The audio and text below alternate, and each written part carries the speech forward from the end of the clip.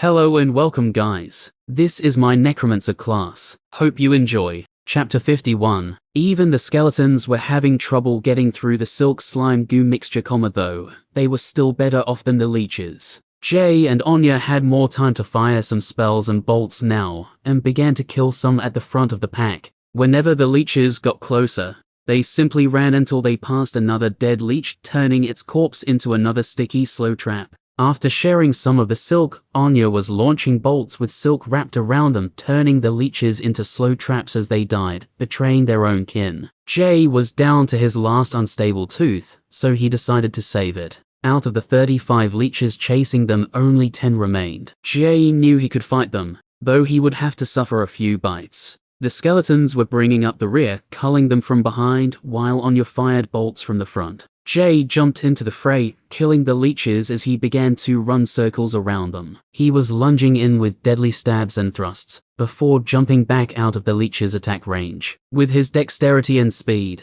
he was essentially not giving them enough time to bite. 2 more leeches died, falling victim to the skeletons' relentless stabbing. The undead were uncompromising, putting 100% effort into every attack. The red stripe leeches were level 2 with double the health. But other than that, not much else had changed. They were a little physically bigger, but just as fast as the level 1 leeches. The main difference was that they formed an encirclement the first time. Jay lunged forward, stabbing again. Suddenly, as he jumped back, he ran into something, causing him to get ensnared by a leech's bite. He bumped into something. It was the mysterious girl. What the fuck? He said loudly as he stared at the girl. He completely forgot about the battle raging on behind him. The girl was not normal, which caused Jay to gasp from the horror that was her body. Her legs were black tentacles, some human flesh still loosely clung to them. The hood she wore had fallen off since he bumped into her, revealing a bald head with 2 red lines going over it, similar to the leeches.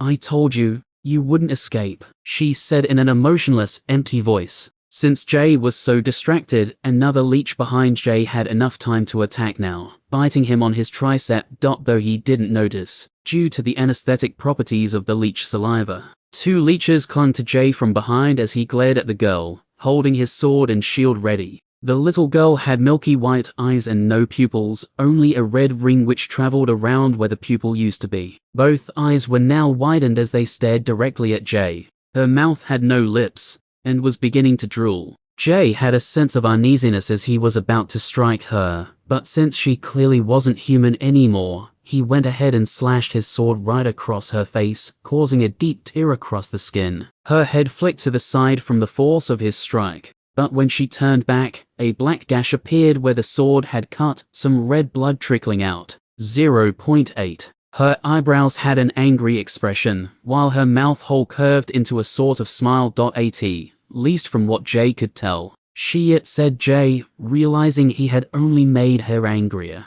Before Jay's eyes, her bottom jaw slowly split down the middle before opening sideways, strings of slime between the jaw bones as her mouth widened. The whole mouth split apart, opening sideways. It revealed sharp, spiny teeth which covered her mouth and throat. Some of these teeth had even started to form on the cheeks. Apparently she no longer had any human teeth or even a tongue. She roared at Jay, spittle flying as her jaw stretched wider than hers, before biting down on him. The creature's face wrapped right around his neck as its teeth sunk into his flesh. While the far Jay was startled by her transformation and didn't react in time. Bitten, his jaw went numb as his mouth opened wide. "Hey, this feels kinda good," he thought as his head leaned back while his eyes rolled back into his head. Paralyzed. 0.3 seconds. -1 -1 -1. The 3 seconds that passed felt like an eternity to Jay, as fear began to set in after the paralysis notification. The numbness felt fine for a moment,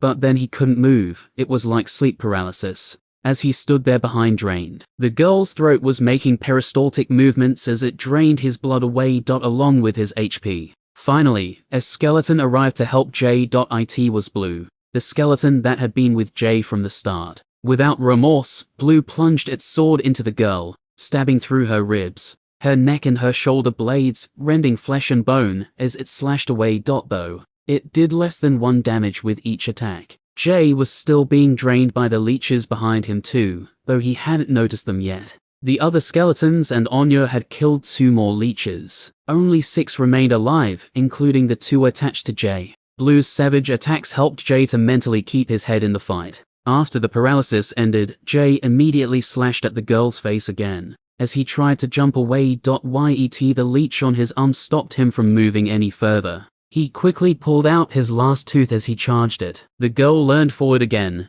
grabbing Jay with her arms, which were really arms anymore, as much of the human flesh was missing. Jay headbutted her, right before the girl snapped at Jay's neck again, stunning him and doing 3 more damage. The leech healed a little every time it drained Jay as it stole his life, but Blue was here, fighting by his side. While he was being drained, Blue continued to do more damage, more than the girl could regenerate from biting Jay. The leech slapped a hand at Blue, trying to push it away, but to no effect. After the stun, Jay finally finished charging the spell in his hand. As she was pushed off Jay's neck, he punched his hand right into her mouth, hitting the back of her throat, opening his hand and dropping the tooth in, before pulling his hand out of her mouth as it exploded in her throat. "AHH!" she screamed, her voice having many different tones. Some of the screams were deeper than a man's voice, as she howled in pain. The leech on Jay's arm was nearly dead. The level 1 skeleton had been attacking it, while the Molodus coat was poisoning everything that dared to touch Jay at the same time. It was a happy coincidence that the Molodus coat applied poison every 3 seconds, poisoning the girl twice every time it bit him. The girl's voice sounded like it was made of many different voices, as she continued to scream at Jay, "You won't live." Jay raised his shield, ready to finally block her bite, as he took a moment to analyze her. Rosa, Leech Queen level 6.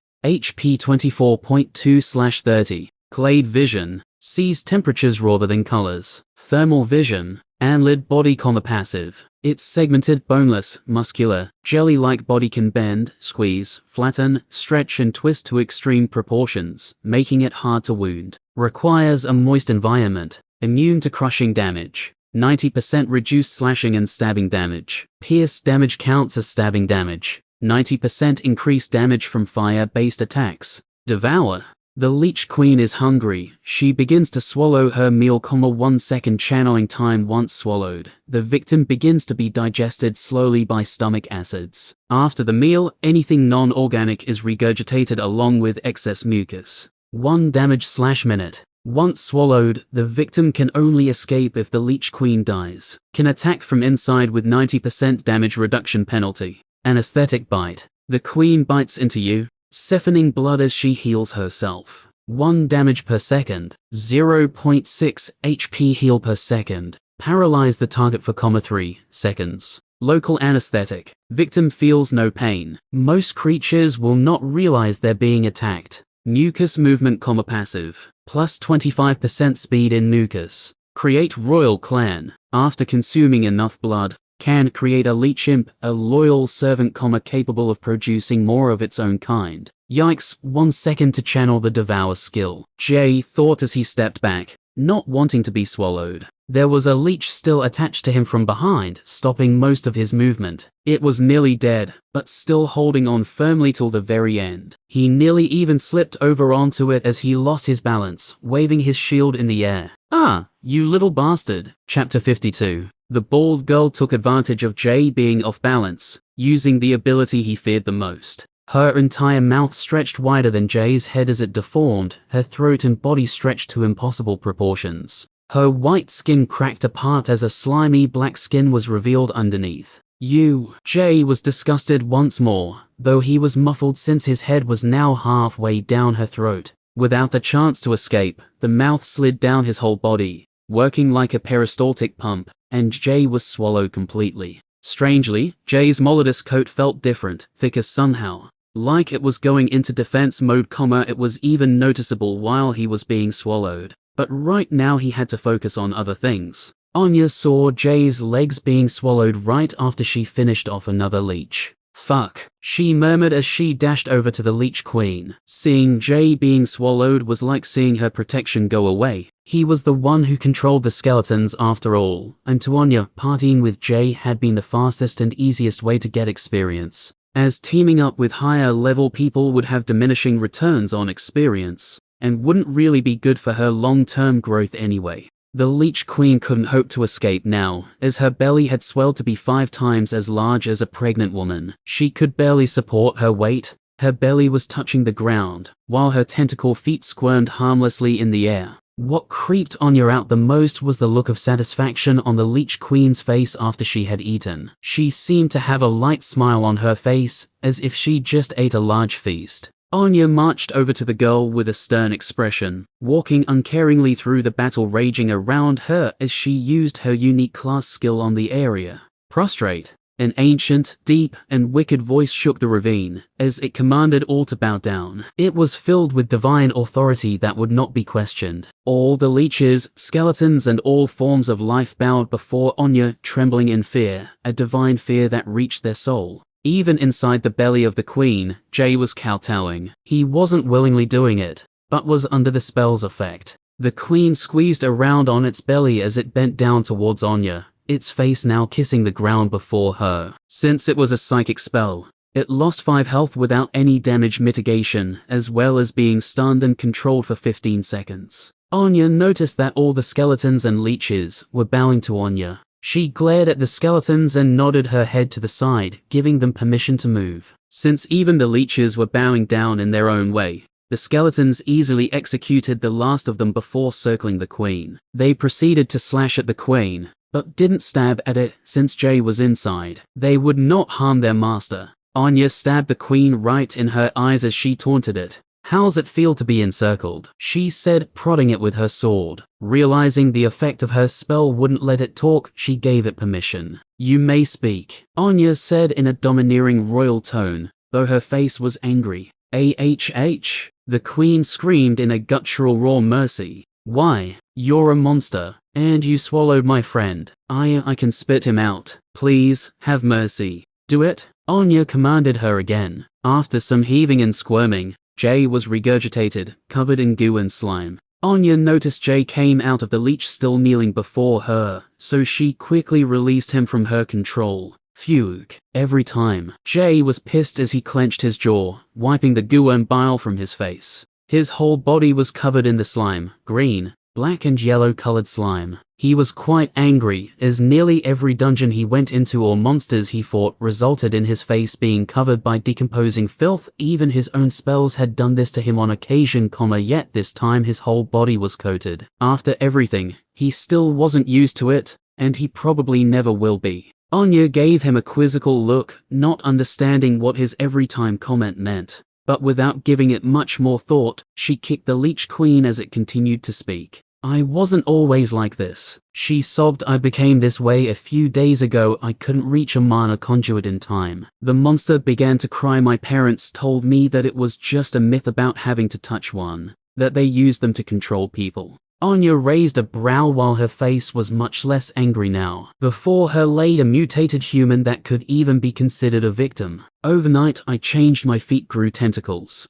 I didn't," she sobbed, not being able to continue. "I couldn't do anything. My own father chased me off into the valley." Tears streamed from her eyes. Jay's skeletons stopped attacking, and for a moment, there was peace. Anya halted her attack for a moment too, as Jay replied to the girl. "I'm sorry, believe me. I know what that's like, at least some of it." He had a furrowed brow. Jay was almost going to let her live since her story resonated with him. She was another unfortunate person with a monster class. Much like himself, only her class caused physical changes too. She couldn't make it to a mana conduit since they lived so far out in the country. Perhaps the others even told her that not getting a class would be fine. At first, he wasn't sure if he should let her live or slay her now. "Perhaps I would let her live. A monster class doesn't make you a monster. It's your actions that decide that," he reasoned to himself. But Jay remembered the hamlet. Everything covered in slime after the leeches digested everyone in their path,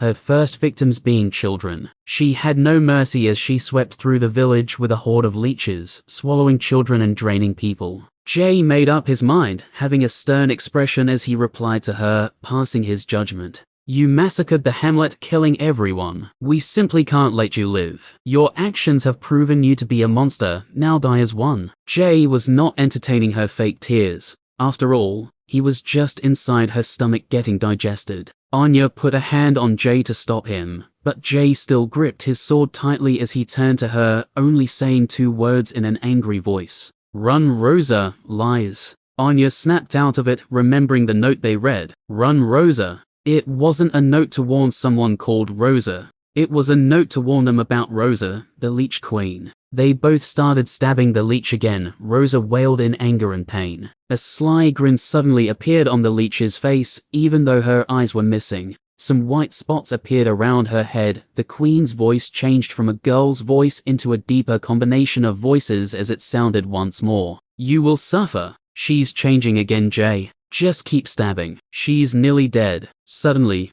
the Leech Queen split apart into 5 more leeches. 4 of them attacked while 1 was trying to get away. Jay could sense some sort of minor connection between the leeches as he walked between them. The 4 leeches were enough to stop them from chasing the escaping one, but the skeletons could easily handle the situation by themselves. The Leech Queen probably lost her normal vision some time ago, since she didn't understand the invisible force killing them wasn't magic spells, but was actually the skeletons. They gave off no thermal signature, so in the dark environment, they may as well have been invisible. They all began to kill the 4 leeches, while Jay sent Blue to kill the escaping one. "Not gonna happen, bitch." Jay was still pissed off, covered in slime as he fought like a madman. He wasn't going to let a single one get away, especially after seeing the devilish grin on the Leech Queen's face. 2 leeches died along with the escaping one, leaving 2 more alive. Again, 1 tried to flee, but it was promptly killed by Anya and Blue.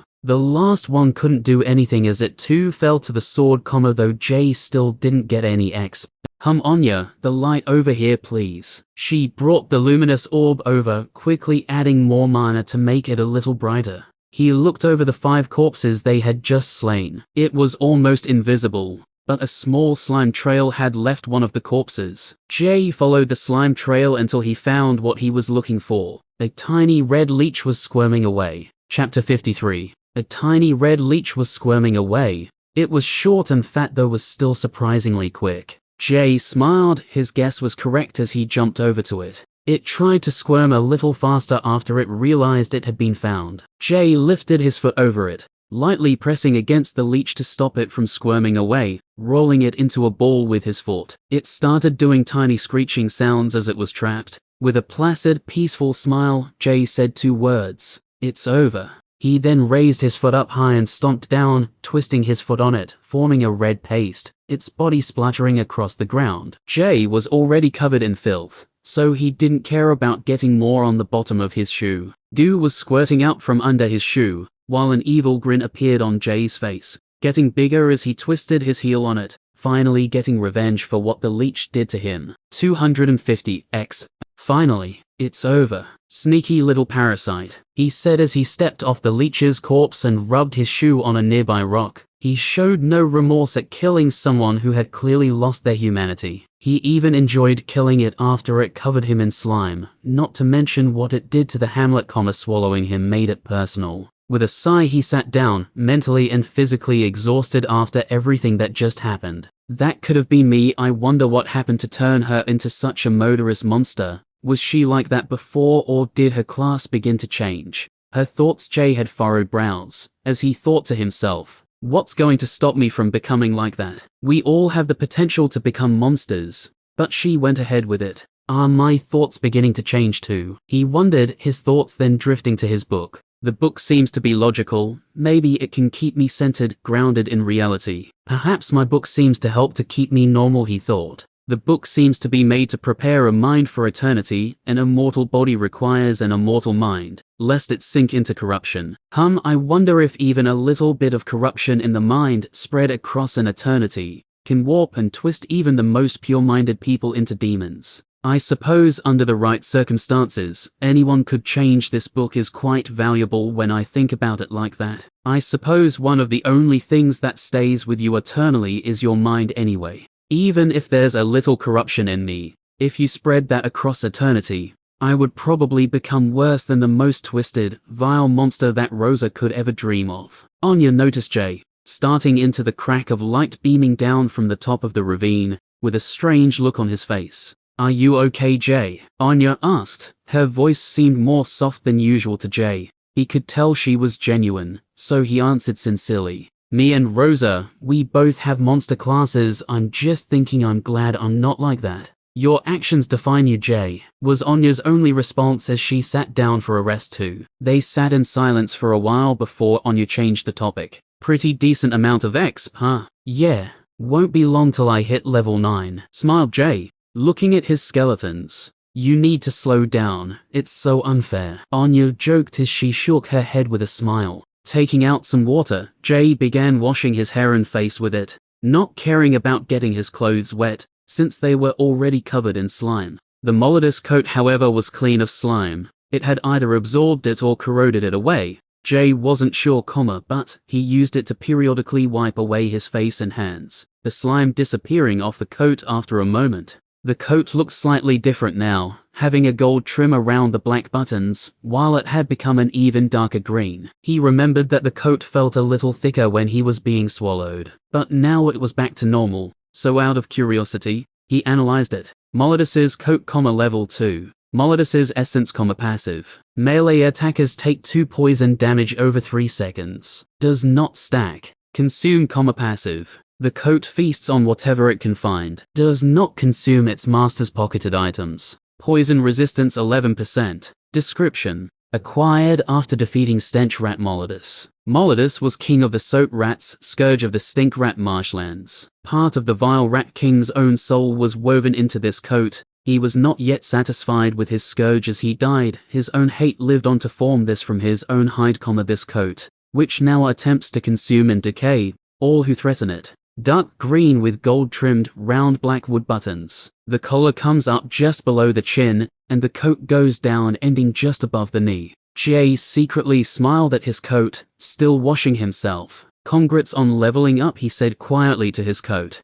Thanks. I put 1 attribute point into eminence, and 4 points into energy, so we can travel a bit faster during the fighting. My stamina was getting pretty low, but it refilled when I leveled up. Probably would have been bad otherwise. She had pursed lips as she scratched her head, thinking about what could have happened if she did run out of energy. Anya thought Jay was talking to her, but he went with it. She would probably think he's weird if he was talking to his clothes. Eminence. Jay raised a brow. Oh, it's just part of my class. Never mind. Raisho. Good thinking anyway, it'll help in the far future too. He shrugged, standing up ready to head back. Yep, Anya nodded, putting her crossbow away and her hands in her pockets. Though we will probably need to rest before we climb up those boulders. My prostrate skill really takes it out of me. Oh, sure. I'm going to leave 2 skeletons here to finish off any more leeches in the cave. They have that kin skill that lets them create more of themselves. I don't want an army of leeches marching on Losler in a few years, just because one of those things escaped.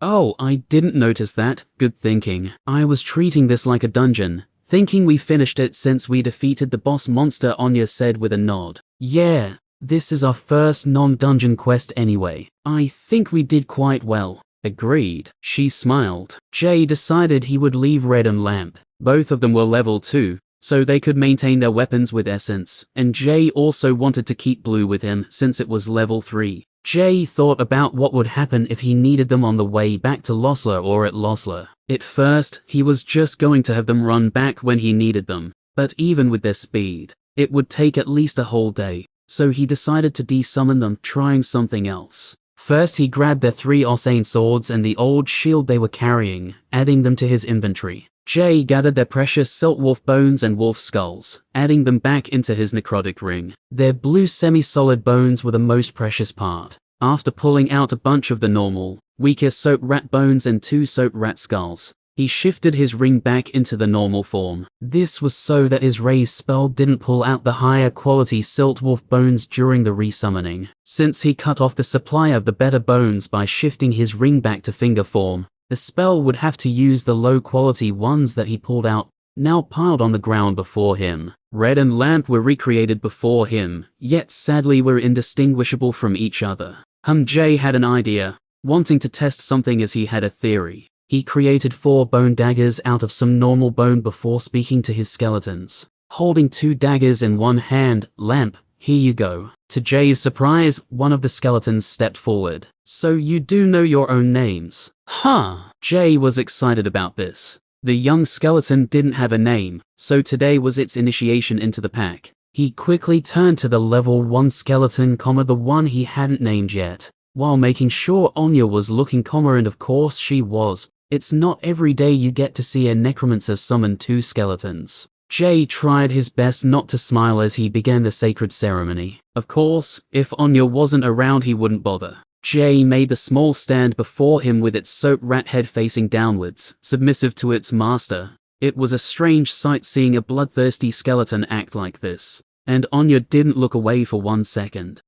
Your eternal master. Jay made some of his green gas flow from his palm, as he slowly tapped the flat side of a bone dagger on the skeleton's shoulder. Hereby grant you your eternal name, then tapped it on the other shoulder, before holding the dagger above its head. He held the dagger, lightly pressing it against the top of its skull. May we fight alongside one another to the bitter end. I name thee Sweeper. Jay began to laugh. Since you swept the path for us. Haha. Anya instantly shook her head. The whole ceremony that Jay constructed lost all of its gravity and sense of majesty. Meanwhile, Jay's laughter echoed through the ravine for the next few minutes, and for a moment, it even sounded like Rosa's maniacal laughter. After laughing for quite some time, even Jay thought he was laughing for way too long. Soon, he finally stopped, though still letting out a few chuckles every now and then. Anya was only shaking her head in response, wondering when he was going to stop, until finally it seemed like he got tired from laughing.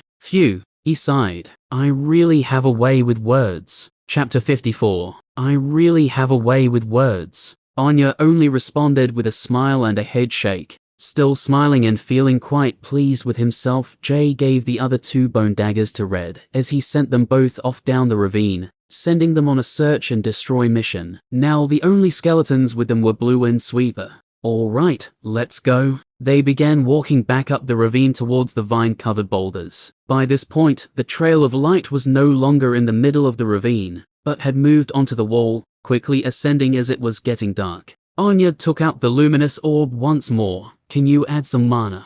Yeah, sure. Pass. She gave Jay the orb as he charged it with mana, causing it to glow brightly again. Want me to carry it for a while? He asked, still holding it. That's nice of you, thanks. You're welcome. Jay took credit for being nice instantly as he gave the orb to Blue. Man, I really enjoy messing with Anya, he thought to himself with a smug grin. He willed the skeleton to hold it above its head. It was much better now because the light was higher, and they wouldn't get tired carrying it. But Anya still gave Jay a head shake anyway. What? This is better, he said, knowing she wouldn't admit it. Anya decided not to say anything, only slightly smiling as they walked back through the dark ravine. Jay was confused by her smile, but he let it slide. Thinking about it wasn't worth the effort to him, as he tried not to feel silly for whatever the head shake was about. They continued to walk until they came to the boulders. 15x 15x.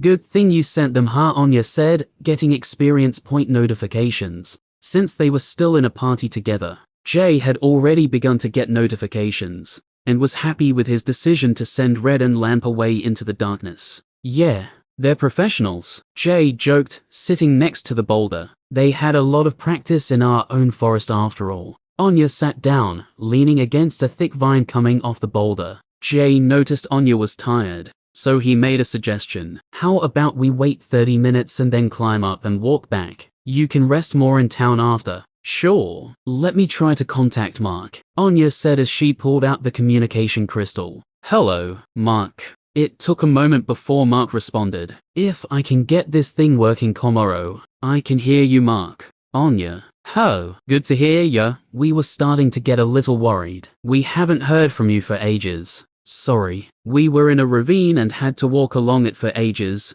until we found this nest of monsters. Anya left out the part about Rosa. We culled all of the ones we could find, so we're heading back now. How are you two and Neria doing? Yeah, we're okay. By monsters, do you mean the leech imps? Anya and Jay looked at each other silently, right before she replied. Yeah, did some attack you? We didn't see any outside of the ravine. Yeah, we searched the rest of the houses and 2 of them attacked, but I took care of them, so it's all good. Jay gestured to Anya to pass the crystal. Mark, it's Jay. Did they attack from the forest or did you find them in the houses? I think it was probably the forest. We were outside when it happened. Damn, Jay said, handing the crystal back to Anya. Everything all right there? Mark asked hesitantly. Yeah, we're just taking a rest because I'm low energy. We should be back in about an hour. Okay, we'll see you then. Anya returned the crystal to her inventory. She was silent as she worriedly looked at Jay, stressing about what to do. If there were still leeches out there, they could only grow in number. I think we should stick to the plan. Head back. Rest. I'll have Blue and Sweeper sweep the forest clean. Jay let out a mischievous smile as he calmed Anya down a bit. Besides, their passive skill only works in humid environments. Without it, they would die to a single sword slash. We don't really have a very humid environment in Losler. Jay continued. Even if they did create a horde of leeches, we could easily kill them on a dry day. Not everywhere has a ravine to hide in after all. Besides, we'll be much stronger if that was to happen. I suppose you're right. Let's just hope your skeletons are thorough anyway. Trust me, they'll be much more thorough than us. They're much faster and don't even need sleep.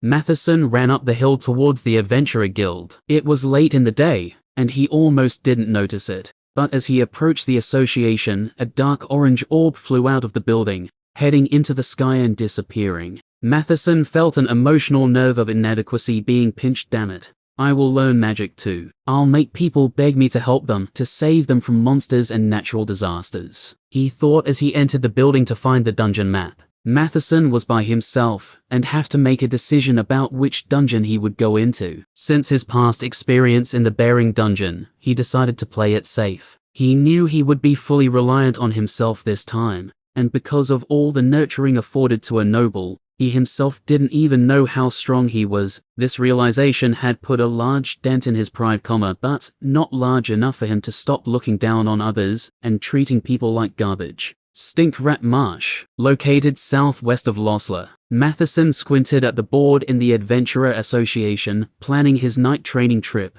as he added its location to his map. I've always hated rats shitting everywhere in my mansion. This will be so easy. With a smug grin and one final check of his equipment, he left the Adventurer Association, jumping down the steps and running across the courtyard. Now that he decided to become independent, he tried to do everything himself, he didn't even use his obnoxious oversized carriage anymore. Instead, he simply ran everywhere. This was another form of training in his mind. Like a mad dog, Matheson just ran up the hill to the guild, and now he was running back down it again. He didn't even acknowledge Margaret at the reception or the gate guards as he breezed past them. He was a man on a mission, wholly focused on his task. There he goes again, said a guard at the gate, shaking his head. Do you think he's gone crazy, with all the running? He seems like a psycho. Another said. Hey, who cares? It's funny seeing a noble act like that. I never knew those frilly stupid clothes they wore were that durable. I'm surprised they're still attached, but yes, he looks crazy. He looks like a rampaging flower.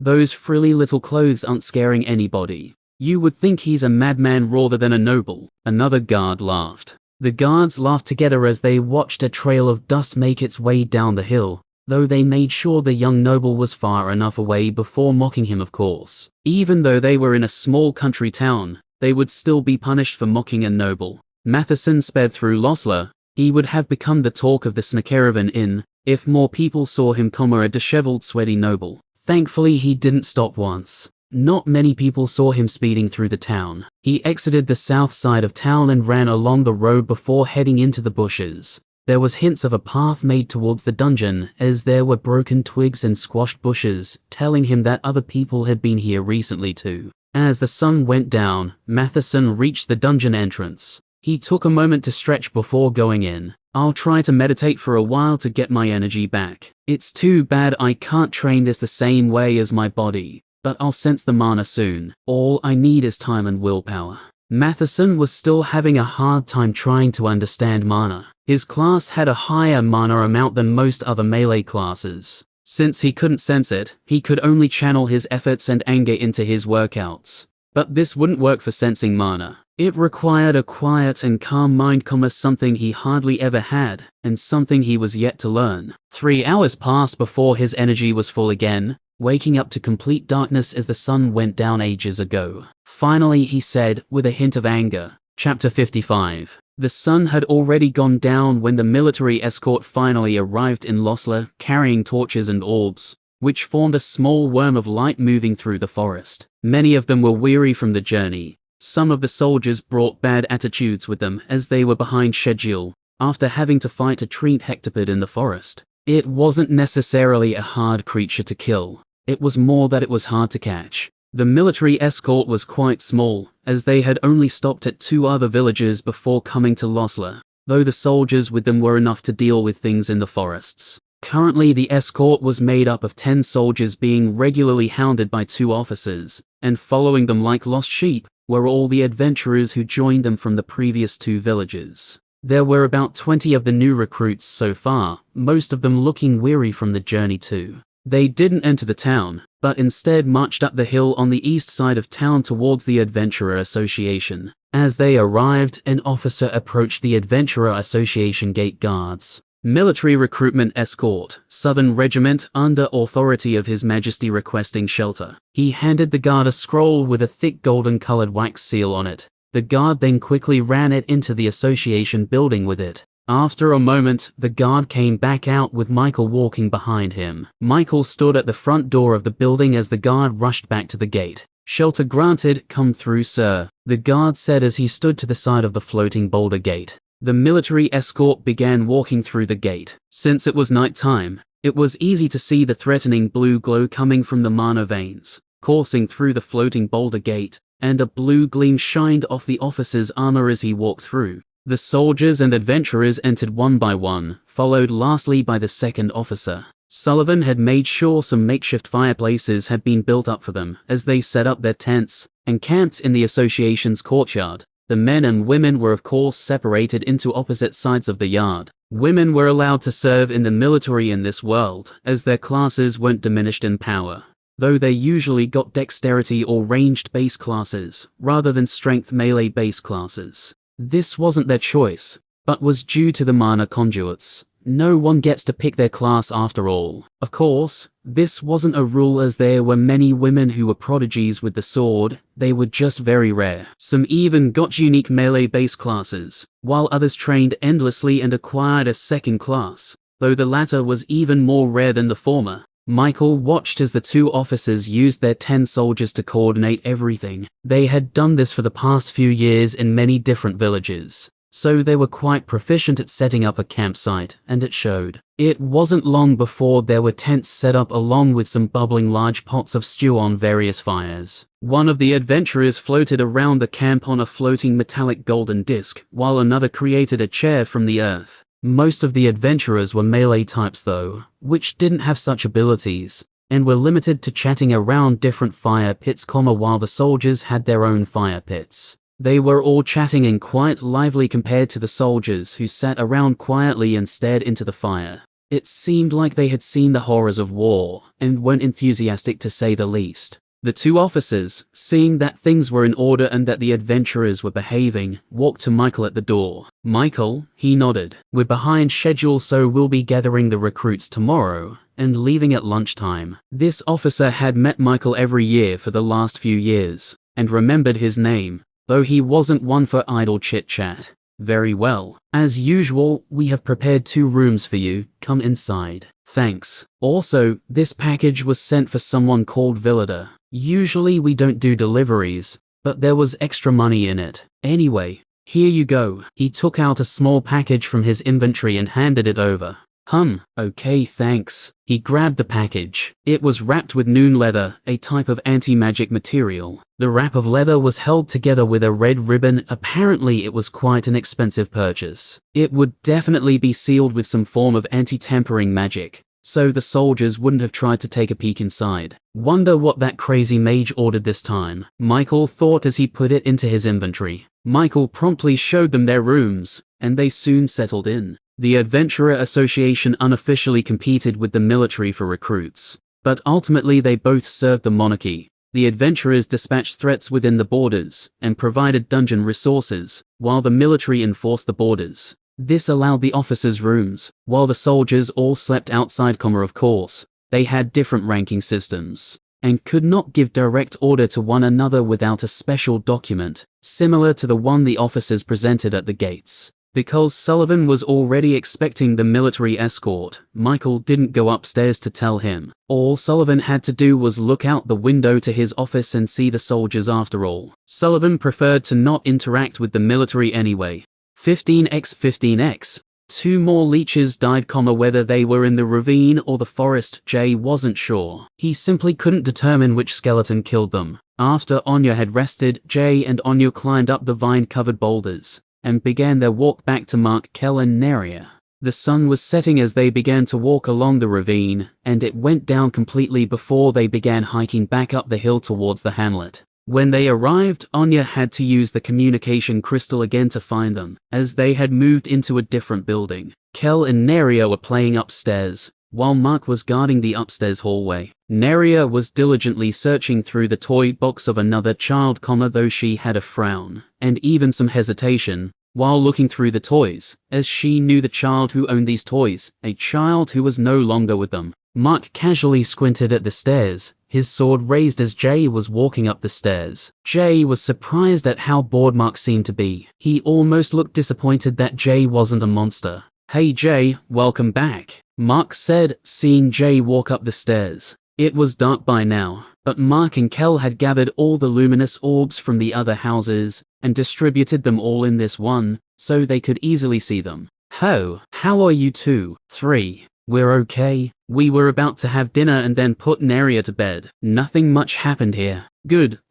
We're pretty tired, so we're going to rest for a bit," Jay said, walking past Mark while putting his shield and sword away. He peeked into the master bedroom room to see Kel and Neria playing. Jay went into the other room, sitting on a chaise lounge as he leaned back and relaxed for a moment. Anya followed behind, sitting on the end part of the lounge, as both of them relaxed for a moment. "We think there's still some out there, in the forest." Jay stretched himself over the couch, talking to Mark in the hallway. "Yeah, but we killed most of them," Anya added, eating some rations. Mark stood in the doorway, looking at them taking a break. They both looked pretty tired from the journey. He thought to himself before replying, "Okay, all good, I'll keep guarding. They're not that hard to kill anyway, so I'll be fine by myself. You two can rest for a bit, I'll take the night shift, since you guys cleared out most of the infestation today. I'm sure you must be tired." "Thanks Mark, appreciate it." Jay cheekily pulled out a beef wad ration for dinner, chewing it for a while, as he rested on the lounge before asking Anya something. So can I sleep on the lounge?" he said as innocently as he could, though. He gestured to her to get off, his hands saying shoo. She sighed fee in pulling out her small tent as she began to set it up in the middle of the room. It was a little unnecessary, but Anya decided she would rather be comfortable in her privacy, even if it took some effort. Giving up the couch was not a sacrifice to her at all. They both went to sleep quickly, but were woken up shortly after by a noise in the hallway. Heavy steps of Mark were coming from down the hallway, along with many movements of shadows. Jay stood up with his sword as Anya was poking her head out of her tent with half-opened eyelids. "Wait here, I'll call out if we need you." Anya was really sleepy. She poked her head back into the tent. Jay went into the hallway and was shocked at what he saw. Mark's moonsword was glowing, coated with a dangerous thick blue aura. It seems some leeches had followed Jay and Anya back from the forest. 5 of them were currently coming up the stairs one by one, but this wasn't what shocked Jay. What shocked Jay, or even annoyed him, was that Mark's sword was cleaving through the leeches like melted butter, easily slicing them in half, and ending them in one swing. Their bodies didn't even bend or stretch, they simply disintegrated before his blade. What the fuck, Jay thought with his mouth open as Mark effortlessly killed them all with his huge sword. The leeches had a passive skill which mitigated 90% of slashing, piercing and stabbing damage, Mark's sword, however, was counted as a spell, so he easily cleaved straight through the leeches. It was as if he was waving his sword through water. There was no resistance. Jay realized he wasn't in danger, but he looked completely defeated and helpless. as he put his sword away and walked back into the room. Anya had poked her head out again, saw Jay's face. He looked like he was drained of all his blood. She asked with a raised brow, everything okay? Jay still had a dazed look on his face as he walked to the lounge. Why yeah,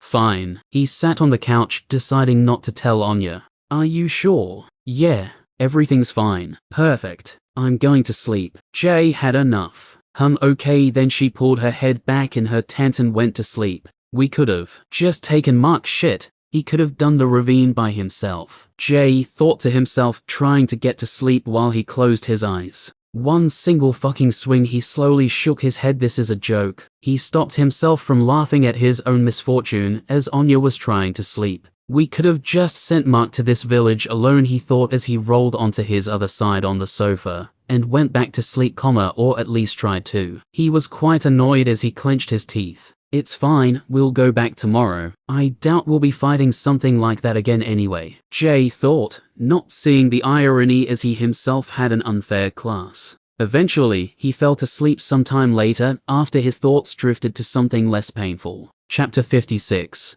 15x9. While Jay was sleeping, 9 leeches were culled. The skeletons were active throughout the night, never resting as they searched the ravine and the forest for targets. They were merciless in their search, like hunting dogs as they ran through the forest faster than any human. Meanwhile, Jay woke up a little wobbly after sleeping on the chaise lounge. Since he slept without a pillow, Anya had already packed her tent up and was in the other room playing with Neria and Kel. Morning. Mark greeted Jay from the hallway, leaning on the wall. He had stayed awake all night, so was looking a little drained. Morning. Jay rubbed his eyes. Want to have a quick rest before the journey? I'll guard for a while. Yeah, thanks. I ended up killing 7 more last night, but that was it. No more came in the last 5 hours. Oh, okay, good. Seems like there's not many leeches left. Jay got up from the lounge. Mark went into the room, taking Jay's spot on the chaise, as he rested his eyes for a moment. It only took a moment before he was lightly snoring. Jay closed the door and glanced into the other room with the 3 girls in it. Neria looked at Jay for a moment, seeing him protecting them in the hallway, but she quickly went back to playing with some wooden toys. Kel was asleep on the bed. Last night, she and Neria slept in the double bed under the protection of Mark in the hallway. But Neria woke up much earlier, so Kel continued to sleep for a little longer too. Mark and Kel had already searched the hamlet, so there was no point in the party sticking around in this tiny rural hamlet any longer. It was still early in the morning, and after Mark and Kel had a short rest to refresh themselves, the 5 of them started the journey back. Since Neria was a child without a class, she wouldn't be able to keep up with adventurers and their energy pools. So Jay and Mark carried her on their backs, though she took a little convincing to let Jay carry her. She was still slightly traumatized from his shield. Jay gave her the sword and shield to play with for a while, so she could get over her fear. Since she didn't have a class, she couldn't analyze the items. The sun went up, over, and down while they traveled the whole day. It was uneventful and boring. But Jay was surprised that even Neria didn't complain, though she still was yet to say anything at all. She didn't look bitter. They had to camp once more on the way back to Losler, sleeping in the woods once again. They had traveled all day at a moderate pace, and were bound to arrive at Losler the next day around lunchtime. As the sun went down and it got a little too risky to run in the darkness, they decided to make camp. Coming to a stop near a large boulder, Jay put Neria down from his back, as this was a relatively flat place to camp. Neria can sleep in your tent with you, right? Jay asked Anya. Of course. I got some room. Great. Here's her pillow and blanket. I'll go gather some firewood with Mark. Come on, Mark. Jay gestured to Mark, and he followed Jay off into the woods, while Kel and Anya cleared out a small area for the campsite, and began making a fire pit surrounded by rocks. Neria sat on a large rock, hugging her knees quietly as she watched them work. Matheson exited the stink rat marsh dungeon. He was quite exhausted, and going from the dank humid environment of the marsh to the cold dry environment of the bare winter forest was an unwelcome change. He spent all night in the dungeon, and the sun was just beginning to come up, that's when he saw a glint on the ground. Crouching down, he found that it was one of the town guard scouts' various badges. One of the scouts must have dropped it. I'll give it to a guard on the way back, maybe I'll get a reward. Matheson no longer looked like a noble, being covered in filth and stinking like a soa komodo. Through sheer bitterness and tenacity, he kept fighting through the dungeon, no longer caring about how he looked or smelt. In his own mind, a noble who couldn't support themselves was simply a finely dressed beggar, and this change in his thoughts was what drove him. His pride wouldn't allow him to stay the same. Finally, level 5, and I deserve it after fighting through that cesspool. Damn rats, easy to kill, but they hardly drop any loot. Pathetic. How are adventurers supposed to get rich anyway? All Matheson got from the stink rat dungeon was fur scraps, though he had a rapier with a socketed fire gem, which made it much easier for him than other adventurers, with their low damage junk they bought from Bertram. He was a little bitter. Doesn't matter. I won't let father control me, that prick. Matheson didn't have a good relationship with his father. In fact, he hardly ever saw him. He would attend the events the young nobles would go to,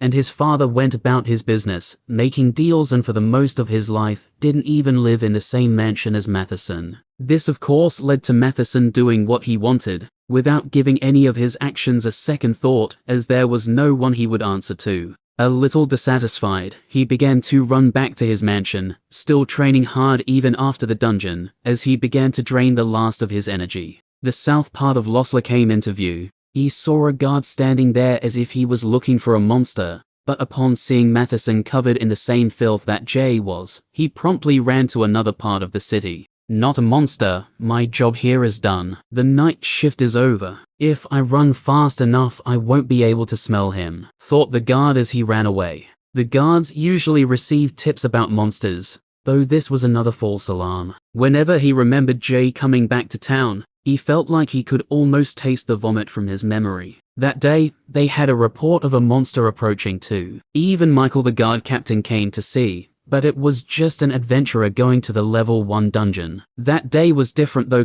with his captain around, he had to stand his ground and suffer from the stench. We really should find a way to block off that dungeon somehow, he thought. As he was heading home to grab some breakfast, or dinner for him, he felt like something was off, and the guard looked behind him. Oh shit, he's coming this way. Fuck. The guard turned and ran a different direction, but Matheson followed behind, not slowing down in the slightest, as he looked at the guard with murderous intent. Matheson wasn't actually angry or anything of the sort. This was just the face he made when he was training. Is he following me? The guard wondered before shaking his head. Chapter 57. Surely not. He made another turn, but to the guard's demise, Matheson still followed. Damn it, I guess I gotta lose him. The guard made a sharp right turn, running down an alleyway and onto another street before turning left, and then left again down another alley. He started walking as he looked back, thinking he lost him, but quickly began sprinting after he saw Matheson come around the corner,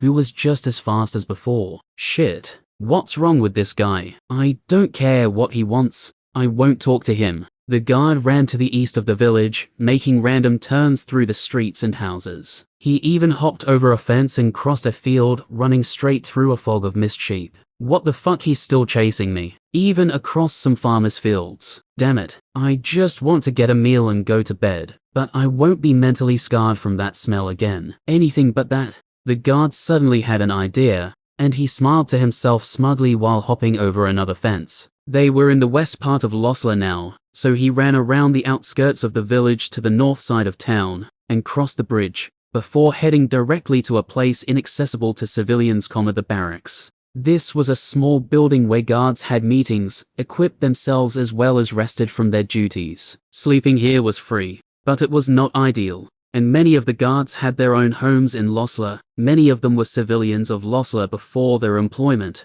though they had to leave Losler eventually to train in higher level dungeons before returning again. This was to become capable of handling anything that would happen at Losler, and many of the guards were at least level 20. He won't be able to chase me into the barracks. Heh. Still running through Losler, the guard had the stink of Matheson trail across the whole western part of town, before he entered the small barracks. It had a small wooden wall around it with another guard at the front, so Matheson couldn't get in. Sorry, Bud thought the guard as he ran past the other, entering the barracks. He felt sorry for the other guard who had to stand at his post and stop Matheson, smelling the stinking noble. Matheson stopped at the entrance, raising a brow as he looked at the guard. I guess I can give this to you, said Matheson, holding the scout badge in hand, while giving it to the guard at the entrance to the barracks. He promptly ran off again, heading back to his mansion. He didn't seem to mind about chasing a guard over the village. He reasoned that this was probably a routine exercise, and he would at least copy the guard, doing what he thought was the bare minimum of training. Matheson's training was going quite well. In a matter of days his muscle mass had increased substantially. His biceps had stretch marks on them, because the muscles got bigger and the skin couldn't grow fast enough. His progress was impossible for any normal human, but he had an energy pool which allowed him to keep going as long as he desired. His clothes were starting to get tighter too, and he began to notice they were looking small, though he would wait a little longer to replace them, as it felt good to squeeze his muscles against his clothes. Back at the mansion, Hoadley was peacefully having a cup of coffee with some mushrooms and cheesy eggs for breakfast, though he paused his chewing for a moment upon smelling something horrible, thankfully it was just a whiff, and it went away as quickly as it came.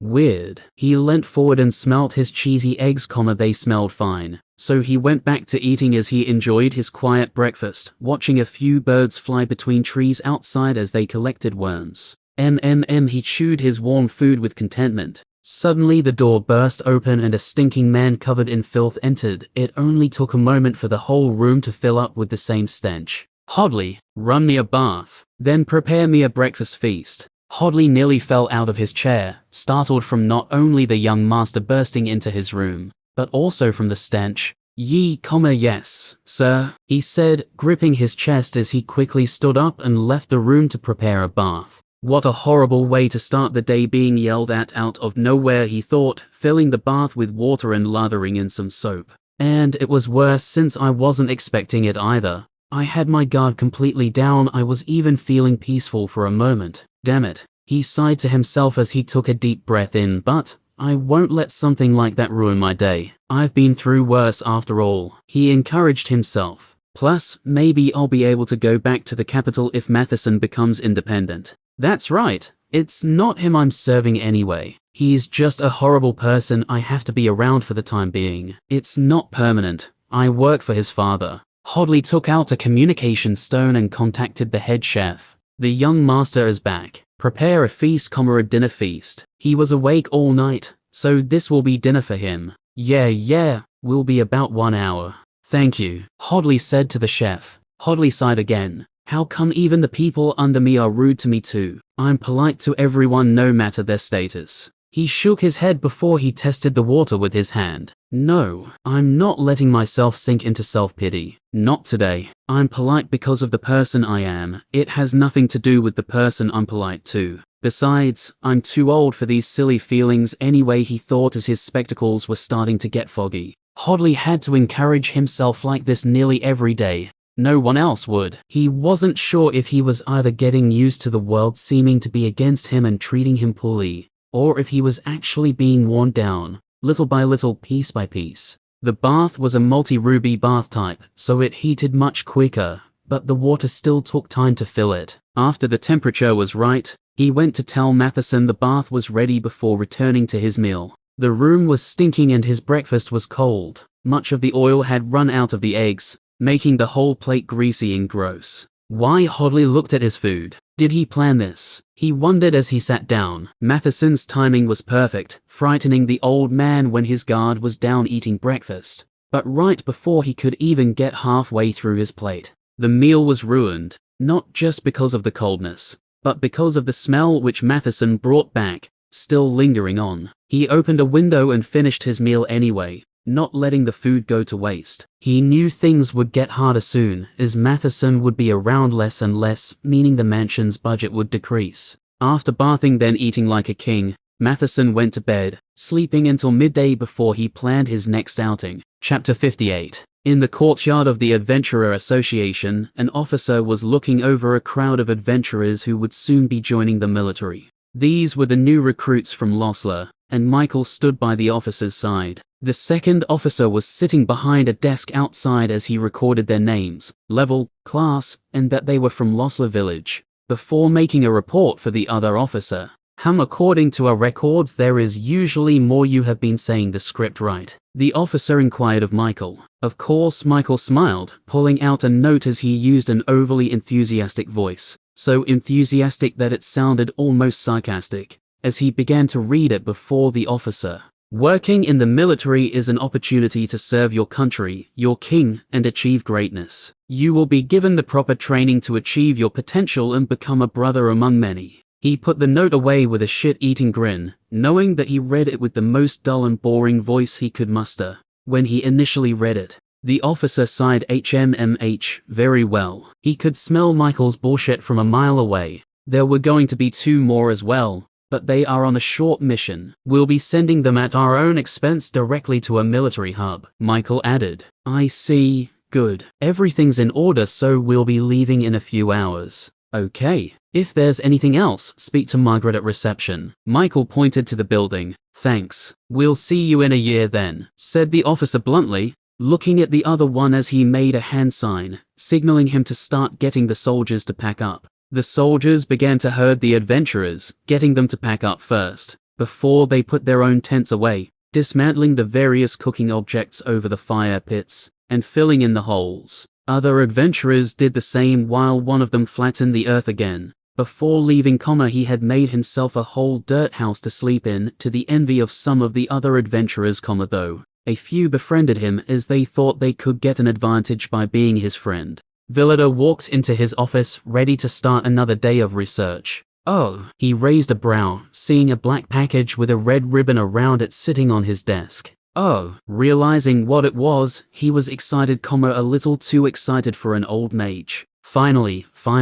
He ripped the red ribbon off as it fell to the ground, opening the package. Oh my, it wasn't visible. But as soon as he opened the noon leather, a dense wave of mana resonated from the package. Better than I expected. He smiled widely with a toothy grin. The noon leather contained a small wooden box with 5 black crystals inside, each of them levitating quietly inside the enchanted box. The crystals were spindle-shaped and seemed to absorb all light. They were purely black without any gleam or glint. Amazing, he smiled as he picked one up and went around to sit at his desk. With a finger, he pressed on his black cube, tapping it a few times. Time to wake up? Initiating the cube responded, while Villador gazed into the black crystal. It was hard to tell he was even holding it in his hand, as it seemed to look like a hole was in his hand, which opened into an abyss, looking like a hole in space and time itself. Initialized. Hello, Master. Start the mana sense practice. The materials came in, so we're going to start experimenting again, he said, putting a black crystal next to the cube. Try to feel the presence of this crystal.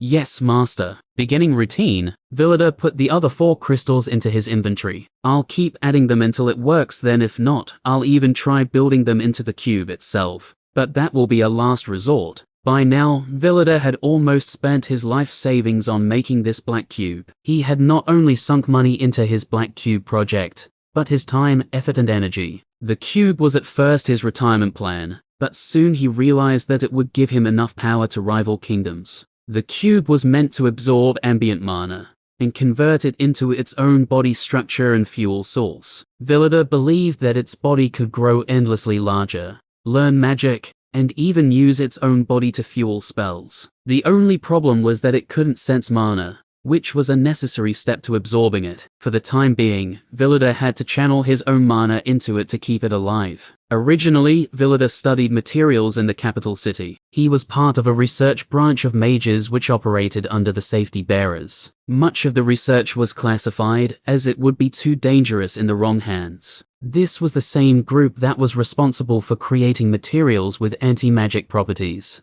After stumbling upon a discovery by himself in a laboratory, he immediately destroyed it. He began to continue researching this discovery in secret, eventually creating the first version of the Black Cube. Villador needed a better lab to work from, rather than his home's kitchen, so he quit his job and left the capital, saying that he wants to do something more inspiring like teaching. Since he was merely a researcher, They let him go. He found the most remote adventurer guilds he could on a map and began to scrutinize their leaders. This was when he found out about Sullivan. Sullivan was a powerful magician, though he was discharged from the military for classified reasons. Using some of his ties to the research department, Villada found out that Sullivan was friends with a B3 class variant, someone with a dangerous class. Variant just meant someone that couldn't be controlled if they got too powerful, while B3 class was a grading system. Abnormal class wouldn't be on the grading system as they wouldn't be considered dangerous, though someone with a powerful class would have a rank of either S, A, B, C, D, E or F. For instance, a C-class variant would start as a C1. As they got stronger they would become a C2, all the way up to a C7, which was the strongest this person could be. Rosa, the Leech Queen, would have been considered an E1 class variant. S-class variants were easily powerful people with the most dangerous classes. For example, anyone who had access to soul, law, dimension, love or microtype magic. Normally, an E or F class person would be secretly monitored and eventually either recruited into the safety bearers with a slave contract, or killed, either way, they would disappear. One of the biggest secrets in the kingdom was that the slave contracts were made by a soul mage, who was controlled by the safety bearers. Sullivan's B3 class friend was killed by the safety bearers. Since they both served in the military, Sullivan escaped harsher punishment for knowingly hiding his friend's variant class. He was discharged from the military as punishment, stripped of his command title, and his ornamental armor was taken away. Though to keep his skills from going to waste, and as payment for his service, he was sent to the wilderness to run the Adventurer Guild. Since Sullivan had a questionable relationship with the safety bearers, and probably wouldn't report anything unusual, this guild was the perfect place for Villada to start his experiments on the cube. Losler was a quiet, safe place to start growing and more deeply researching his discovery, which of course, led to the cube becoming semi-sentient. Now, all he had to do was wait for the results. Chapter 59. 15 Expects 3. Jay woke up with a smile to some more experience point notifications. The amount he was getting was slowly dropping, so there were probably not many leeches left in the forest and ravine. It was quiet today, and still a little dark as the sky was overcast with dark clouds, though they were high up in the sky, so it didn't seem like it would rain. The others aren't awake yet. He looked around the quiet campsite. Guess I'll have a look around. Jay rolled up his swag and put it in his inventory before heading out into the forest. The area they chose to camp was still quite far from Losler, so he knew he wouldn't be anywhere near the Silkwood dungeon. Since they were not in a rush to save anyone and had Neria with them, they were traveling a little more slowly. They had camped on a flat part of a hill at the edge of a valley. The forest was dark and quiet. Wind slowly weaving through the trees was the only thing he could hear. Jay decided to walk down to the bottom of the valley. He guessed there would probably be some small predators out here in the forest, as his skeletons killed some various wildlife when they were protecting them the first time they came through this forest, though they could have been defenseless animals. Nevertheless, Jay didn't see anything at the moment. It was like the forest was still asleep. Walking down the hill there was a large green-covered tree that stood out as it was covered in moss. At the bottom of the mossy tree there were some colorful mushrooms quietly growing, but Jay decided not to touch them since they looked menacing and were probably poisonous. I should probably warn Neria not to touch any of these, he thought as he kept walking down. The valley flattened out at the bottom, the dirt replaced by flat stone, with a shallow cut going through the middle of the valley floor, caused by years of trickling water. Small ponds and pools had formed going up and down the valley floor as the water flowed slowly from one to another. He walked by the small trickling stream, seeing some crayfish scuttle themselves under a rock as he approached. Suddenly, Jay ducked as a massive shadow went right over him, thinking he was about to be attacked. Looking up, a giant grey bird with 4 wings flew over the skies. The feathers at the end of its 4 wings were 10 times longer than the others, and they seemed more like ceremonial ribbons. Its head had a long black beak which looked like polished obsidian with 3 large brown eyes on each side of its head. The whole quiet atmosphere changed in the forest, replaced by complete tension. Its size alone caused Jay to hold his breath out of fear. It was hard to tell, but Jay thought it would have been at least 3 times as big as the Adventurer Association, including the courtyard. Even as he watched it, he could hardly believe his eyes, that such a huge creature existed which he had never heard of. A single flyover would cause all 7 races to stir. Perhaps even new wars would be started because of such an event. If such a life form was sentient, it could rule over all the races, and they would have no choice but to bow down before it in fear and reverence. Whatever this was, it was beyond his level. Living a quiet life in Losler, he had never seen anything like it. Its casual flyover caused Jay's chest to feel tight. He could do nothing but stand before it and await judgment, yet the bird didn't even acknowledge Jay's existence as it flew by. Perhaps it didn't even notice him. It seemed like Jay wasn't even worthy of being a meal. He wouldn't even make up for the energy required to fly back up into the skies again, due to the bird's altitude and weight. The majestic creature was leisurely gliding high above, just under the clouds, completely uncaring of whatever was happening on the ground. However, it was still effortlessly traveling at least 10 times faster than a horse. Wherever it was going, or whatever it was doing, Jay wouldn't know. He would perhaps never see it again. It was flying beyond the known world, all 7 races had only shared a small part of this world, which was called the known world. Each of them slowly conquering monsters in the wilderness to expand their nations, though sometimes it was impossible as godlike monsters like this bird were present. This would result in war with other nations. Fighting another race would sometimes be easier than dealing with a legendary monster. The human race was just an ant among ants, when compared to the horrors and powers that existed in other parts of this world. This kept them, for the most part, from splitting apart their own kingdom and having civil wars. It took a few minutes before it disappeared into the skies, and Jay watched it silently in awe. He knew he would probably never see something like this again, something which made him stand in amazement. He didn't realize it, but this experience would become ingrained in his subconscious, driving him further, instead of aiming at becoming strong among humans. He would aim to become stronger than all, never satisfied or prideful about his own power. The whole forest seemed to be quieter afterwards. Jay looked around for a moment before grabbing a stick and piercing some of the freshwater crayfish, which would become his breakfast. Marching back up the hill to the campsite, he gathered some dry sticks on the way. Other than the bird, there was not much out of the ordinary down here. Getting back to camp, he noticed the others were still sleeping, so he sat down quietly and prepared at the campfire. The fire was mostly white-gray ashes, but after some prodding, he found some glowing red coals underneath. Jay snapped up the smallest twigs and added some dry bark, scrunching it in his hand until it looked like a bird nest. He poked the nest into the coals and blew on them, causing them to glow brighter until the twigs burst into fire. With the flame restored, he added slightly larger twigs and worked his way up to larger pieces of wood until the fire was stable again. He took out the crayfish, some sausages and a metal skewer he had taken from his butchery, piercing the sausages and crayfish, and began grilling them. It wasn't long before they were sizzling, and a delicious garlic smell wafted from the sausages, causing the others to wake up out of hunger. Neria was the first to get up. It seemed that she was too shy to ask for some food, as she sat near Jay and watched the sausages cooking silently. However, it was more likely that her trauma was still affecting her, as she was still either unable or unwilling to talk. After a little while the food was ready. Jay planned to eat them all himself, but had compassion on the young girl, and gave her a sausage along with some trail mix. The trail mix was mostly made up of dried fruit and nuts. He also checked her water bottle to make sure it wasn't empty. Neria tried to eat the sausage, but it was too hot, so she picked at the trail mix slowly, while periodically testing the sausage with her tongue. She was awkwardly holding it on the skewer, since they had no plates or cutlery. Jay was slightly amused as he watched her eating. She would get distracted by the trail mix, and the skewer in her other hand would slowly lower to the ground. He shook his head with a smile.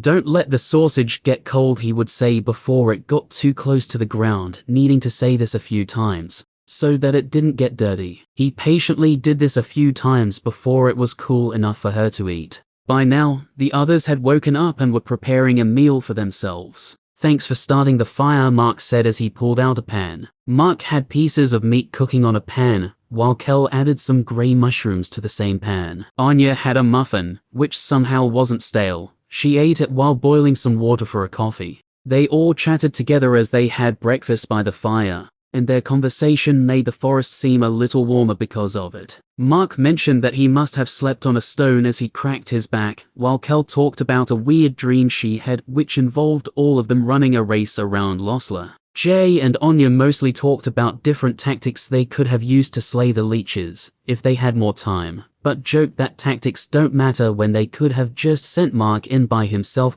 His spell sword was the perfect counter to their passive body skill, ending them in one hit. Jay described the massive bird he saw earlier in the morning, but no one believed him. Of course, he wasn't offended that no one believed him. In fact, he even expected this. He started the story by saying, "You guys won't believe this, but something crazy happened this morning." After finishing breakfast and enjoying the fire for a while, they put it out and packed up their gear, beginning to stretch before starting their journey back to Losla. "All ready?" Everyone nodded back in response. "Good, let's go. We should arrive a little after lunchtime," Jay said, taking the lead once again. Chapter 60. A dark snowstorm was rolling over a sprawling range of icy white mountains. The mountains appeared to be nearly endless, a rocky ocean of ice covered in a never-ending winter. There were no trees on them, and they were void of life. In the midst of these ice mountains, a circular stone tower stands defiantly against the blizzard. There is no entrance to the tower,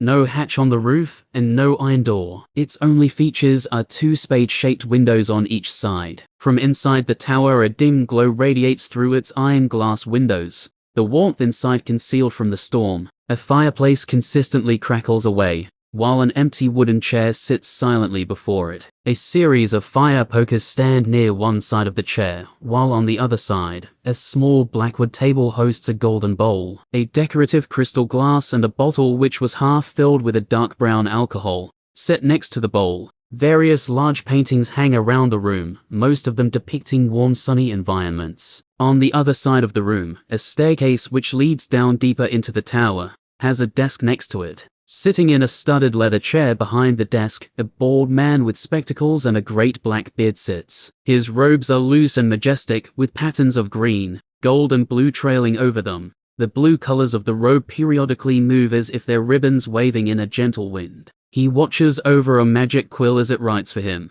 The symbols being written on the page aren't in any known language, as it's a language invented to specifically send secret messages. Suddenly, the magic quill stops as he senses something in the ambient mana. An energy signature is rapidly approaching. He gets up with a grunt and walks to one of the two windows. "I see," he relaxed. "It's been quite a while since we've had one of these." His suspicions were confirmed when he saw the glowing orb traveling his way. Orbs containing messages usually came to this tower with a specific energy signature. However, this one was different. At first, he was slightly alarmed as the energy signature was different to the usual orbs he would receive, and the color of the orb was different too, but he recognized it nonetheless. This orb was dark orange in color, though typically, the ones he received were light blue. This only meant the message came from someone outside of the secret society. "This will be interesting." A dark orange orb. He squinted. "A dark orange orb? Oh, orange." He said orange with a weird, sarcastic voice as he repeated himself, announcing the color seemingly to the sky. He had been in this tower for a while without much contact, and was mentally starting to get a little weird. When he first came here, he had no beard at all, with plenty of hair on his head. Stroking his beard, he became seemingly normal again. "I wonder what it says." He sat down at the chair in front of the fireplace and poured himself a glass. The dark orange orb flew through the closed window as it could pass through physical objects. Finally, it materialized into physical form and gently landed itself in the golden bowl. The old wizard put a finger on the orb, scanning its contents before tapping it a few times, and the orb disintegrated, leaving a message behind. Without a pause, he opened it and began reading. After a moment, his eyes bulged, shocked by what he read. "A human necromancer," he whispered to himself as he tried to come to terms with what he was reading. Suddenly, he slammed his glass down and stood up. It was as if he was a soldier being called to arms. Gone were the slightly mad parts of his attitude, replaced by diligence. No more was the casual demeanor that he previously had. Folding the message, he added another of his own into it, then immediately formed an orb of his own, yet this one was not light blue, but black. A top priority message. With a flick of his wrist, he sent it off through the other window, which took the message to the mirror reality. The tower he occupied was merely a separate pocket in space and time, acting as a bridge between reality and the mirror reality, a way station of sorts. This was the purpose of its 2 windows, each leading to a different reality. There would have been 3 windows if this was linked with another reality. Suddenly, one of the walls shimmered for a moment before going back to normal. The old wizard raised a brow and froze at seeing this, but nothing happened.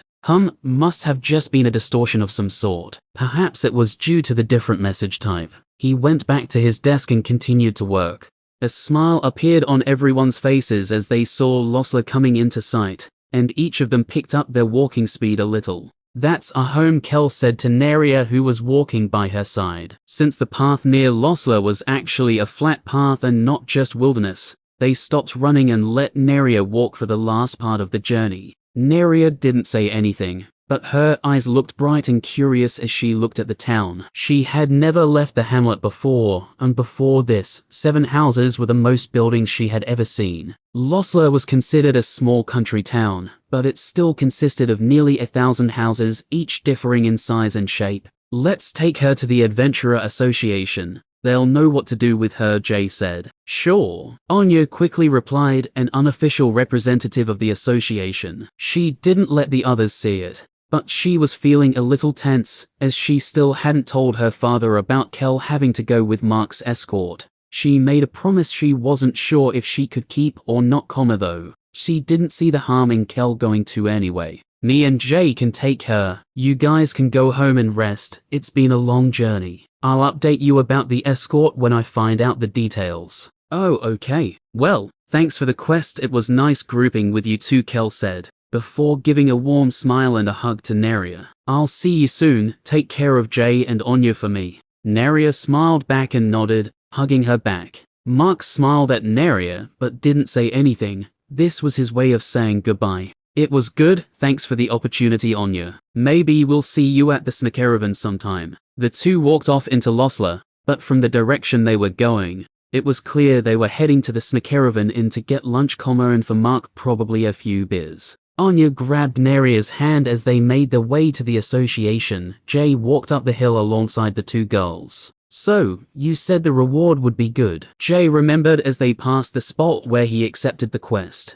"You know, this good reward will determine if I help the next time. If it's mediocre, perhaps I won't take any more quests." Anya gave him a look which seemed to say he was being petty, but she did make a promise after all. "It will be good. I will make sure of it." She tried to sound confident. Jay could see right through her fake confidence, but he didn't let her see his face, as he regretfully smiled to himself. Walking under the floating stone gate, Neria hesitated a little but kept going in, holding Anya's hand. The guard gave them a strange look, wondering why they were bringing a little girl here. But it wasn't his business, so he let them through without saying a word. A few various adventurers were still training on the courtyard dummies, while others were going in and out of the association building for a dungeon or a quest. Most of them were melee-based classes, many carrying swords and shields as their weapons. The mana and ranged-based classes would have all been recruited into parties by now, raiding dungeons and making money. Since there were less of them around, they were in demand. At the archery range, a few of the melee-based classes were practicing using a bow and arrows,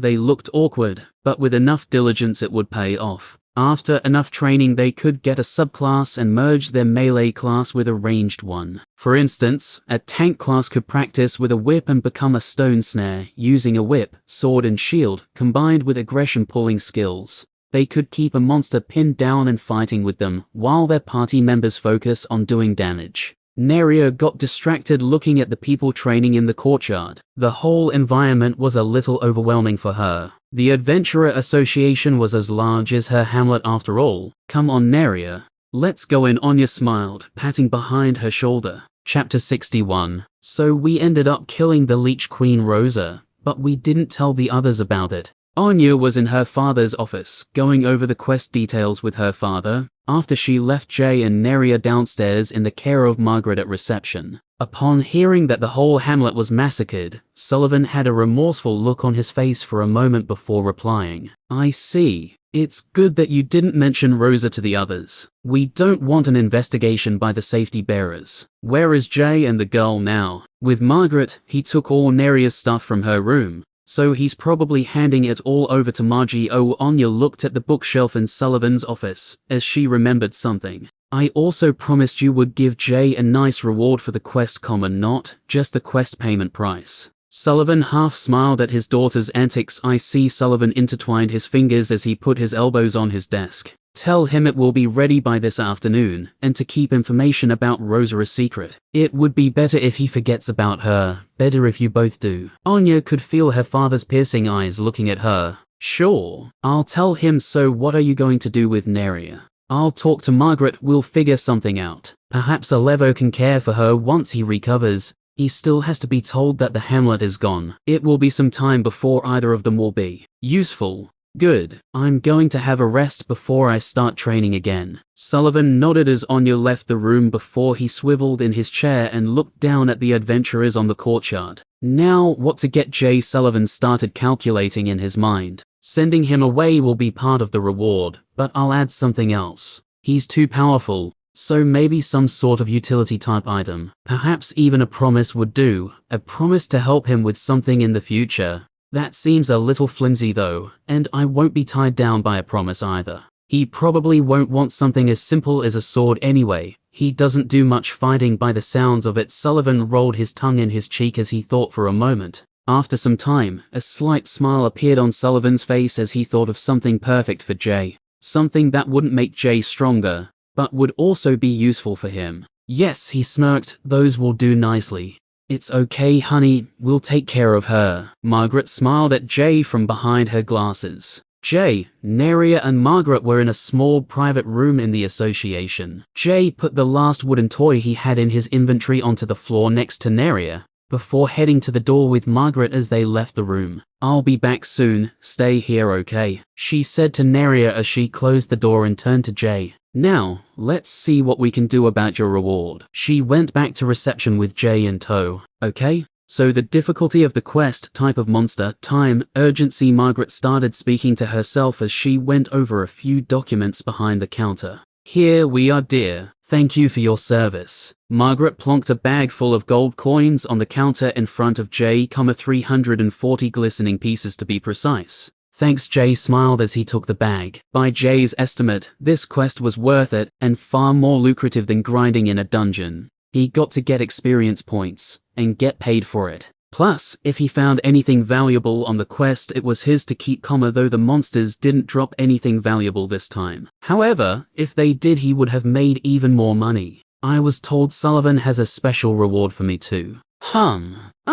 That's unusual. Give me a moment, dear. Margaret went into the back room to use a contact crystal before she came back out. Yes, there is a special reward. She smiled. Come back in a few hours to collect it, okay, dear? Awesome, thanks. I'll see you soon then. Jay turned away. Oh, Margaret waved at Jay before he walked too far away from the counter. Also, an adventurer named Trenley wanted to speak with you. We told him you were on an emergency quest, and that we'd notify him when you get back if that's okay with you. Yeah, sure. I'll be back in a few hours for my reward, so maybe I can meet him here then. Okay? I'll send him a message, dear. Take care. With a thankful smile, Jay walked over to the dungeon board to see what dungeons he could do while waiting for the next few hours. Might as well be grinding while I wait, he thought as he looked at the board.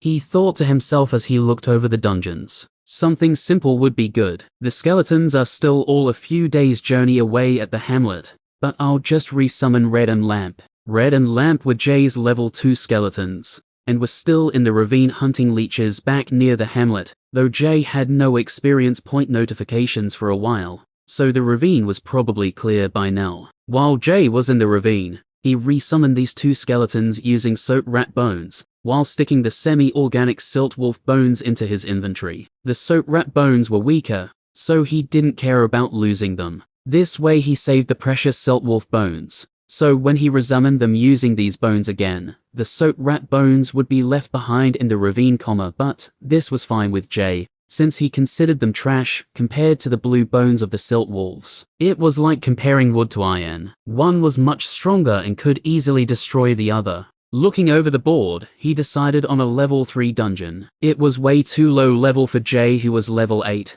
but he only had a few hours and 2 level 2 skeletons. So he thought he would just go slaughter some helpless dungeon monsters for a while. There were 2 level 3 dungeons near Losler, but only one was an instance dungeon. This was a requirement for Jay, as his skeletons would cause an uproar and probably lead to his early death if anyone saw them with him. The level 3 dungeon was called Miskeep. The information available about it was simply stone soldiers. Pyramid trap. Be able to comfortably fight at least 4 at once. Jay considered things for a moment. Stinkrit Marsh was a level 1 dungeon, while its monsters went up to level 5. So this level 3 dungeon's monsters would probably go up to level 8 or 9. The dungeon level system represented the minimum level monsters of the dungeon, which also correlated to its difficulty. The higher level a dungeon, the more dangerous its internal trapping mechanisms would be. Jay thought he probably wouldn't get very far in only 2 hours. Nevertheless, he added the dungeon to his map. He had a thought that fighting stone with bone might not work out too well, so he visited Lillian. Jay was intending to purchase some iron bars to make into semi-bone hammers. The hatch in the trading door was open, and Jay could see Lillian. "Here you go, you little floof ball," Lillian smiled, feeding her novelty pet parts of her lunch. Her smile soon left as Jay rudely knocked on the trade door. He already knew what he wanted. "Hello," Lillian replaced her real smile with a fake smile that she used for customers. "What would you like?" 3. Actually 6 iron bars, please. You have some in stock, right? 6 iron bars. Yes. Let me check the price. The hatch closed for a moment before Lillian returned. 6 iron bars will be 72 gold. Jay handed her the money, and the hatch closed again, while a familiar light shot out from under the door. Lillian returned with the iron bars. Jay stashed them in his inventory and left, not wanting to waste any time. He went back to the lobby and left the association, jogging towards the dungeon. It's about a 20-minute jog. I should only spend an hour and a half there, so I don't get back too late, Jay calculated as he jogged through the floating gate of the association, making a sharp right turn towards the dungeon. The Adventurer Association was located on a hill on the northeast side of town, though the guild itself faced the east, since the road coiled eastwards around the hill. The dungeon was located north from where the guild was, down the mountain, and slightly deeper into the rocky forest. Compared to the forest on the south parts of town, there were many more rocky boulders in the northern forest, and the trees were a little less dense, making it noticeably easier to travel through. This was due to the presence of the mountain, with the guild on top, as well as the association managing the trees, for both line of sight and as resources for the palisade walls. Jay didn't realize this till now, since he had no reason to come here, but a quarry was being set up here, or that was what it looked like to him anyway. Much of the vegetation and dirt had been cleared away from a small area here, and various workbenches and tools were around. A few rough stone blocks had been cut out of a flat cliff face. Near them was a few empty tents with some different chiseled stone blocks. Jay guessed this was new as he had never heard about it, so perhaps it was a preliminary step to a stone quarry, a test of sorts. Maybe Sullivan's upgrading the walls, he thought. Jay kept walking, and it didn't take long at all for Jay to reach the bottom of the hill. To his surprise, there was a stone path here. It was vaguely in the same direction he was going, so he decided to follow it.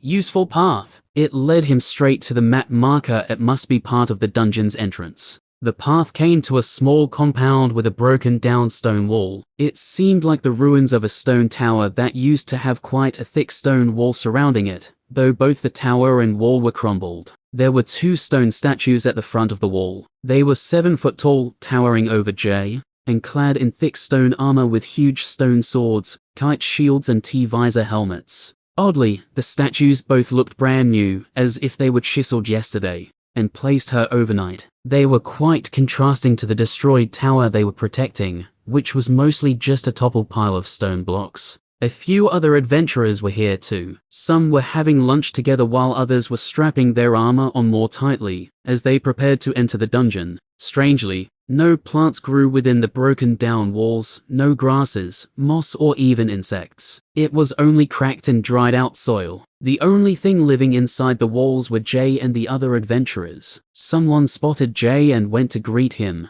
"Ho, you're here for the dungeon. Want to join our party? It's easier with more." The adventurer was recruiting people to his group. So far, there was 4 of them sitting nearby in a circle, all tending to their weapons as they prepared to enter soon as well. "Thanks, but I prefer to go solo," Jay said. The adventurer pursed his lips. "Oh, okay, all good," was all he said, but his expression seemed to say okay. "It's your death wish, I guess." As he returned to his small group, Jay walked further into the center of the compound, towards the ruined tower. All that was left of the tower was a wooden door with stones surrounding it, holding it upright. Jay didn't need to guess how to enter this dungeon as he walked up to the door, getting a notification when he put his hand on it. Chapter 62. Miss Keep, Level 3 Dungeon. Unlocked instanced. Enter Miss Keep. Yes/no. Yes, thought Jay with a nod as the thick wooden door flung open, and his body was pulled inside. He thought he heard a snicker from some other adventurers as he went through. After a moment of darkness,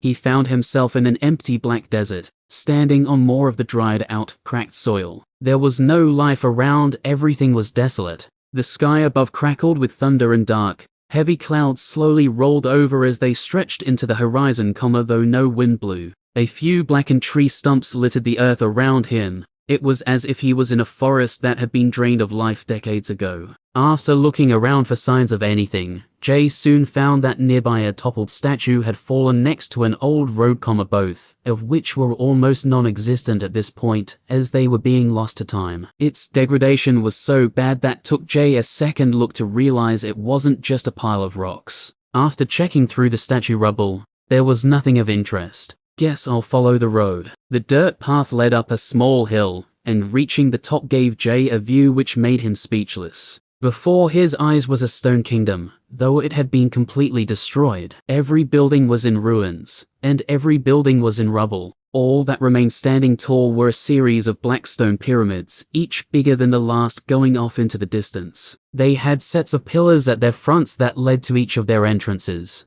After counting, Jay found a total of 6 pyramids rose from the ruins, though these were themselves not untouched by whatever happened here, as some of the capstones were cracked. They looked like they had been attacked by an army of angry stone masons. At the destroyed gate of this mega city, 2 stone statues of knights stood resolutely. Similar to the ones at the dungeon entrance, these looked brand new, expertly crafted and extremely lifelike. Squinting a little, Jay noticed a few more of these soldier statues dispersed throughout the destroyed city. It was like they were still guarding its streets, even though there was nothing left. Jay now believed he understood the information about the dungeon, specifically the part where it said pyramid trap. Be able to comfortably fight at least 4 at once. He guessed that the pyramids would trap him inside, while he would have to fight at least 4 stone statues at once. The Adventurer Guild provided enough information to keep adventurers safe, but not enough to give every little difficulty or secret away. It attempted to provide guidance between nurture and nature to grow adventurers as much as possible, without letting them kill themselves through inexperience.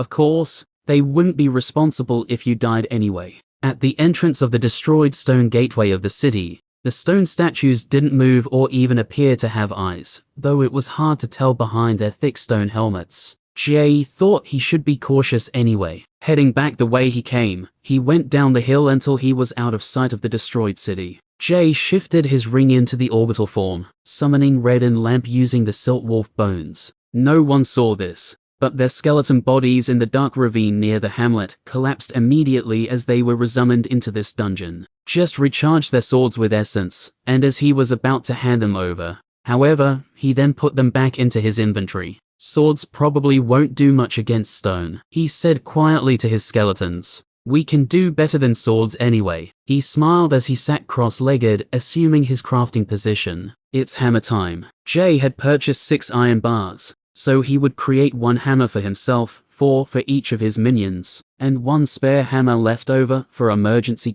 Jay would not be caught without a weapon at hand. Okay, crafting this will be a little different. I'll be working with more than just bone, he thought, holding an iron bar. How am I going to make the bone attach to the bars? Jay looked at his skeletons for a moment as he analyzed their knee joints. Thinking for a moment, he had an idea. I'll have the bone will form a Y-split that the bar will seat in, but the hard part will be forming something new, a tendon. I'll wrap the tendon around the bar and attach it to the top of the Y-split, pulling the split tight around the bar, which will in turn pull the bar into the split. Thinking about each step involved, Jay began the process. Thick, dark green smoky mist left his palm as it pulled out the bone from his ring. It was a large thigh bone, extra thick. His essence seeped into it and began to mold and meld it, reshaping it according to his desire. A split formed at one end and was reinforced with the green gas as parts of it solidified the structure. Jay concentrated, holding everything in place as he got one of his minions to hold an iron bar in place in between the split. Okay, now the tendon. The tendon would be made predominantly from his green gas. More gas burst forward from his hand as it went onto the end of the bone and solidified. Before long, a string formed across the bar, getting thicker as more of Jay's essence flowed into it. After it was thick enough, Jay finished the process holding what seemed like an iron hammer with a bone shaft, though. Before Jay could even test it, the iron bar slipped out. Damn well, it probably wouldn't have worked on the first try anyway. Jay repeated the process another time, yet the same result. What am I missing here? Jay had one of his skeletons come over. He analyzed the joints of the creature as well as the tendons, particularly the flexor tendons on their claws. Jay made it open and close its hand. Oh, right. Jay realized that tendons don't just hold things together, but they actually contracted and extended. He realized he would need to make the tendon in an extended state as he wrapped it around the iron bar, then contract when it was finished. Once more, he used the same thigh bone which was already a Y shape. Having Lamp hold the bar, Jay crafted the tendon around it. Once again it got thicker and formed, then he had it contract. The tendon was quite strong, and Jay felt like the bone threatened to crack from the force of the tendon pulling it together. So he added more green gas to solidify the bone. Jay knew he was getting closer now, as he had a feeling that it was starting to craft itself, and soon it felt like the hammer was drawing in Jay's essence by itself. The bone got thicker for a moment and elongated. It took more of a shaft shape, gone with the bulbous parts of the bone at the end, then went to reinforcing its structure. The bone had a tint of green by the end of the process. Looking like any other war hammer with an unwrapped shaft, most shafts were wrapped with leather, but Jay's hammer was covered in thick veins of green going up and down it. After grasping it, Jay wasn't disappointed. The vein-like structures proved to give enough grip, and the shaft got longer, so he could build up a stronger swing. Nice, Jay thought, his eyes gleaming with expectation as he looked at it. The only part I don't like is the iron bar, but it will do the job. The iron bar was square and flat at the ends. It wasn't much to look at, and Jay felt like it betrayed the rest of his fine craftsmanship. The bone with strands of green going through it gave it an ornamental feel. Beautiful. Can't wait to smash some heads open with you. Let's see your stats. Jay analyzed the bone hammer. Chapter 63. Bone hammer level 1, iron bar. 5 damage, crushing, bludgeoning. 5% chance to stun or cripple targets, dependent on point of impact. Lifespan, requires necrotic essence to maintain its form. Current lifespan, 4 hours. Okay, not bad. Pretty similar to my bone daggers, but with 1 extra damage and a shorter lifespan. Not that a short life is a problem anyway. Jay got up and searched for a rock. Most of the ground was cracking dried out soil. But after walking down the hill a little he found his first victim, a large rock. Thwack! Cling. The hammer made a ringing noise after he smashed it against the bare stone, but it came out much better than its target. A chunk of the rock had cracked and fell off, unable to withstand a single blow from his hammer. Nice. Jay was satisfied, smiling at his hammer as he gripped it firmly and swinged it a few times. Sitting down cross-legged again, he started to make 5 more, though. After only making 3, he had to stop himself. The hammers required so much of his essence during their creation, and since Jay's mana was getting too low, he ended up only crafting 4 in total. Giving 1 hammer to each of the skeletons, he realized that he didn't need more than 4 anyway. The skeletons were holding the hammers with both their hands. Since they were smaller than Jay, it made it seem like they were 2-handed hammers specifically designed for them. Good, good. Jay smiled, glad he didn't waste time making more. I guess with 2 hands they can hit harder too, so this works out great, he thought, looking at his blue skeletons. Each of the skeletons looked threatening, their blue wolf skulls gazing defiantly as their bone hands ended in claws, grasping the shaft of the dark green bone hammers. Jay was glad with how much work he put into his minions, and they represented his work over the last week or so. At first, he started with a single tiny skeleton that didn't have any weapons, was made of weak rat bones, and wasn't even as high as his waist. It could only do 1 or 2 damage, and had 15 health. This first feeble creature, true to its name, was feeble. At the time, it didn't even have a name, though now it was Jay's strongest, Blue. Blue was now reclassified as a perennial creature after leveling up to 3, having 45 health, strong blue wolf bones, and could craft its own weapons. It even had mana, which was rare for summoned creatures. Jay smiled with pride as they stood before him. He had worked hard and had truly come a long way. But while I may be much better than other adventurers my age, I should not forget that I'm still weak. Unlike them, I'm trying to survive. I must get stronger so that I can't be killed on a whim of some powerful noble. I'm not evil or a monster, and I don't deserve to die for my class. Gripping his new hammer tightly, he marched back up the hill again, encouraged by how far he had come as he was resolute in himself. The 2 wolf skull skeletons followed after him. Peering over the hill, he found his first 2 targets, the 2 statues guarding the gate. Jay took the path down and made his way over. The Deathwalker's sentry shield squeezed his arm, warning him of danger, but this was unnecessary. It was pretty obvious what would happen, not to mention the clue from the association making it clear he would fight statues. Jay analyzed one of the 7-foot-tall stone statues, each of them another head taller than Jay. Helvetian Soldier, level 3, 35 HP. Skills: Helvetian Standard Sword, 7 damage, knockback if blocked, unlootable. Helvetian Standard Tower Shield, block, passive, negate 100% damage from an attack, 15% chance, otherwise reduce damage taken by 80% when shield is hit, unlootable. Brittle Armor, 40% damage reduction to slashing, stabbing damage, 20% more damage taken from crushing damage. Helvetia's Revenge, immune to non-physical magic damage. Any wielded weapons or items become cursed and unlootable. Description: a soldier of the Helvetian Kingdom. The Helvetian Kingdom was once the jewel of the world, a place of dreams and magic, a force of justice and freedom. Here the soldiers stand guard, waiting for their chance to exact revenge on those who would harm their precious kingdom. The kingdom has already been harmed. Jay looked around at the walls, all broken down and in ruins.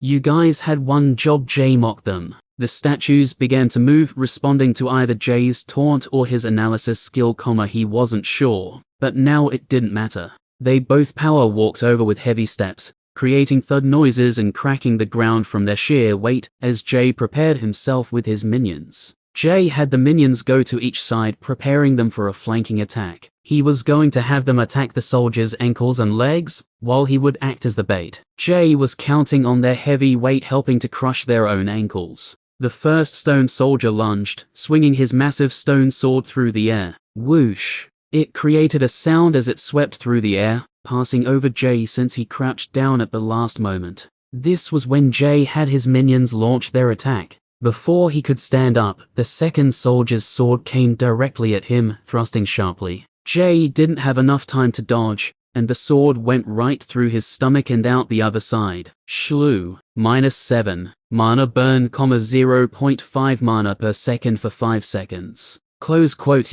Huru was the only sound that came from Jay's mouth, as his lungs were squeezed upwards, and the air forced out of his throat from the massive sword in his chest. The sword strike also applied mana burn, though losing 2.5 mana was inconsequential for Jay, as he currently halfway up a sword. The pain was intense, but the sword was quickly pulled out as the soldier prepared to thrust again. The hole in Jay's chest was healed in an instant, his health points draining instead, while the pain left. The damage would only be permanent. If his health points reached 0, then he would die. This was the first time Jay took a mortal wound. Until now, he had only taken small stabs and scratches, though a wound like this would have originally killed him instantly. He certainly would have died if he was still a normal person without a class. Thankfully, Jay was an adventurer with a large health pool now. There was no such thing as mortal damage, as long as you have health points. During the fight, it took some time for Jay to adjust to this, realizing he was still alive, and the hole in his chest was gone as he patted his hand over it.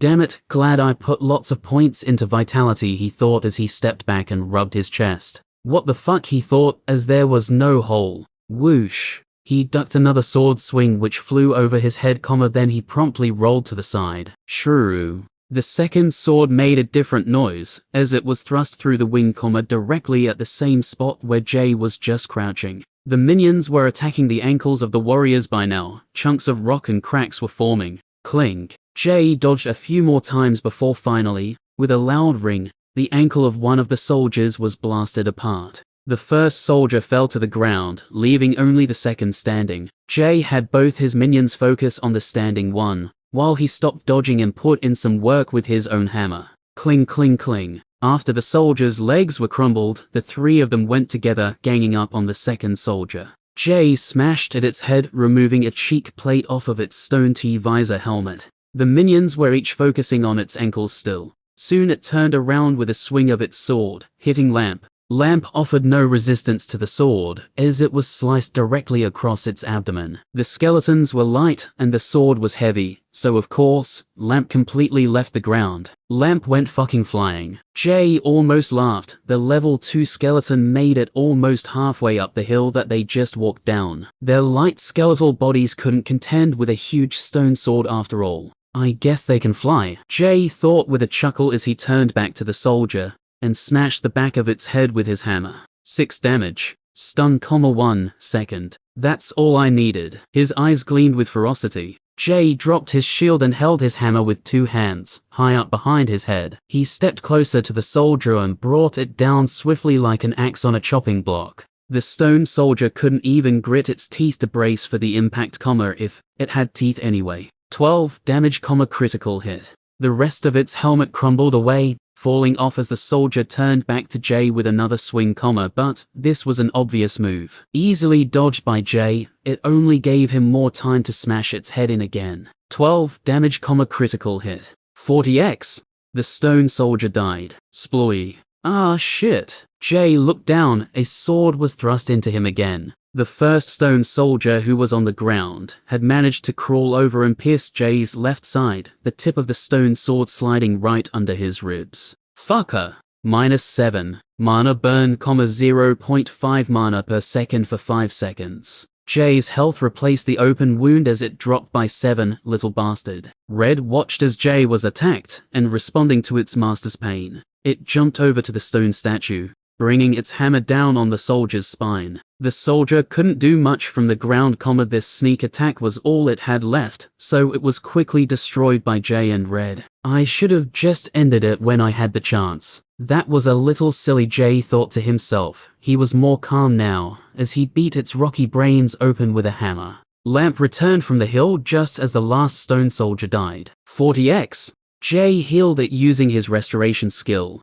The whole skeleton was enveloped in a cloud of the green mist as its HP was brought back up to 30/30. I can see why that adventurer looked at me like I was an idiot, Jay thought as he went over the fight. I had to play defensively until one was taken out. Surely there's a better way you can kill them though. Jay considered their heavy, bulky size for a moment as he thought up a battle strategy. If I'm fast enough, maybe. Scratching his chin as he thought to himself. Maybe I can step around a stone soldier, using it as a barrier and keeping the other one behind it. This way, I would only have to fight one at a time. Then I can just smash their heads open, ending them quickly if I get a stun. Nodding to himself, he went over to loot the broken statues. Soulstone, empty, right bracket x2. Soulstone, if these things had souls, maybe they were sentient. Wow, I almost feel bad for destroying them. Almost. Chapter 64. Pretty strange loot, Jay thought, putting them both into his inventory.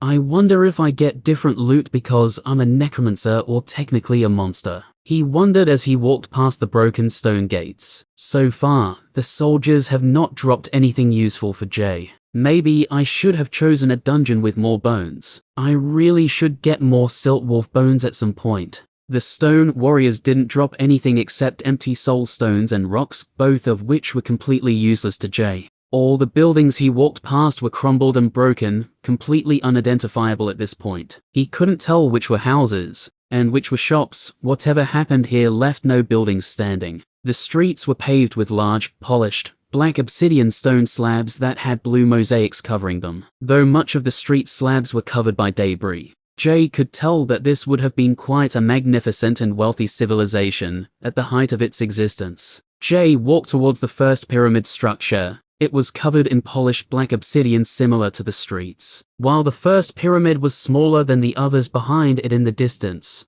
it was still huge and majestic in its own way. Not including the other pyramid, it was one of the largest buildings Jay had seen in his life.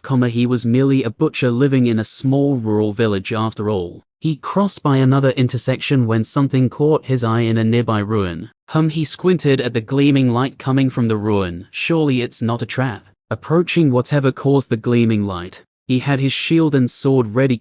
He didn't want to take another sword through his chest. He climbed over a small barricade of rocks and rubble. Next to a broken down wall on the ground was what seemed to be a rusted metal torch holder, originally built into the wall. It was now completely orange and coated with rust. Parts of it even seemed fuzzy because of the buildup of rust. There was no longer any torch in the holder, nor any wood. All life in this city was gone, and it seems like that included dead things like wood. Not even moss would grow on the old dilapidated stones here. Loosely hanging off the metal torch holder was a white necklace. It was similarly not immune to the passage of time, as the chain had completely rusted, though the pendant itself was made of porcelain. Jay gently grabbed the pendant, his hand coated in orange, as shavings of rust rubbed off while he moved the chain. Looking closely at the pendant, it was white with a slight blue hue to it. Perhaps this was blue originally, Jay thought as gazed at it, moving it around in his hand. The pendant opened itself as he rotated it.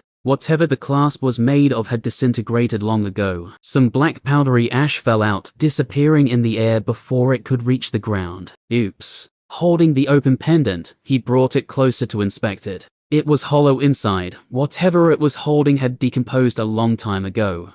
Probably a note or something. He thought. Wish Kel was here. We could probably have read it. Pocketing the amulet, he moved out of the ruins, making his way towards the first smallest pyramid. Two stone statues were ahead, one on each side of the street facing each other. Similar to the other soldiers, they each had large shields and swords. Jay wanted to put his new battle tactics to the test, kiting around one and keeping the second soldier behind the other, so that he would only have to fight one at a time. The street seems a little narrow, but I'll give it a try anyway, Jay thought. As he approached, one of the statues slowly turned its stone head towards Jay, sensing his presence as the rest of its body began to wake up. The second stone soldier slowly began to move too, taking a step forward onto the street with a dull thud. Here we go again, Jay smiled, brandishing his new hammer with threatening eyes. He was confident despite being stabbed through the chest, because he knew their attack patterns, or at the very least, he could tell what they were going to do based on their movement. So far they only thrust and slashed with their massive swords, so it wasn't too difficult. The stone soldiers were strong and full of physical force, but slow and far too obvious. Time had not been kind to them, while being made of stone would make anyone's movements slower. The first one slashed its sword, and Jay ducked underneath before jumping to the side, just like last time. A sword thrust from the second statue narrowly missed him. Jay made a smile as if he was a hunter closing in on his prey. They were harmless if they couldn't hit him. Time to try my new tactic. Jumping to the side until the second soldier was behind the first, he was ready. The two skeletons he had at the side joined the fight, smashing their hammers against the legs and heels of the massive stone warriors, chips of stone flying off at high speed, as the skeletons pummeled their ankles with all their might. Jay ducked another sword swing, crouching down low. From his crouch position, he jumped up high and brought the hammer down squarely on the stone T-visor helmet. Both of the cheek plates cracked off and fell to the side, revealing a lifelike face beneath the armor. 6.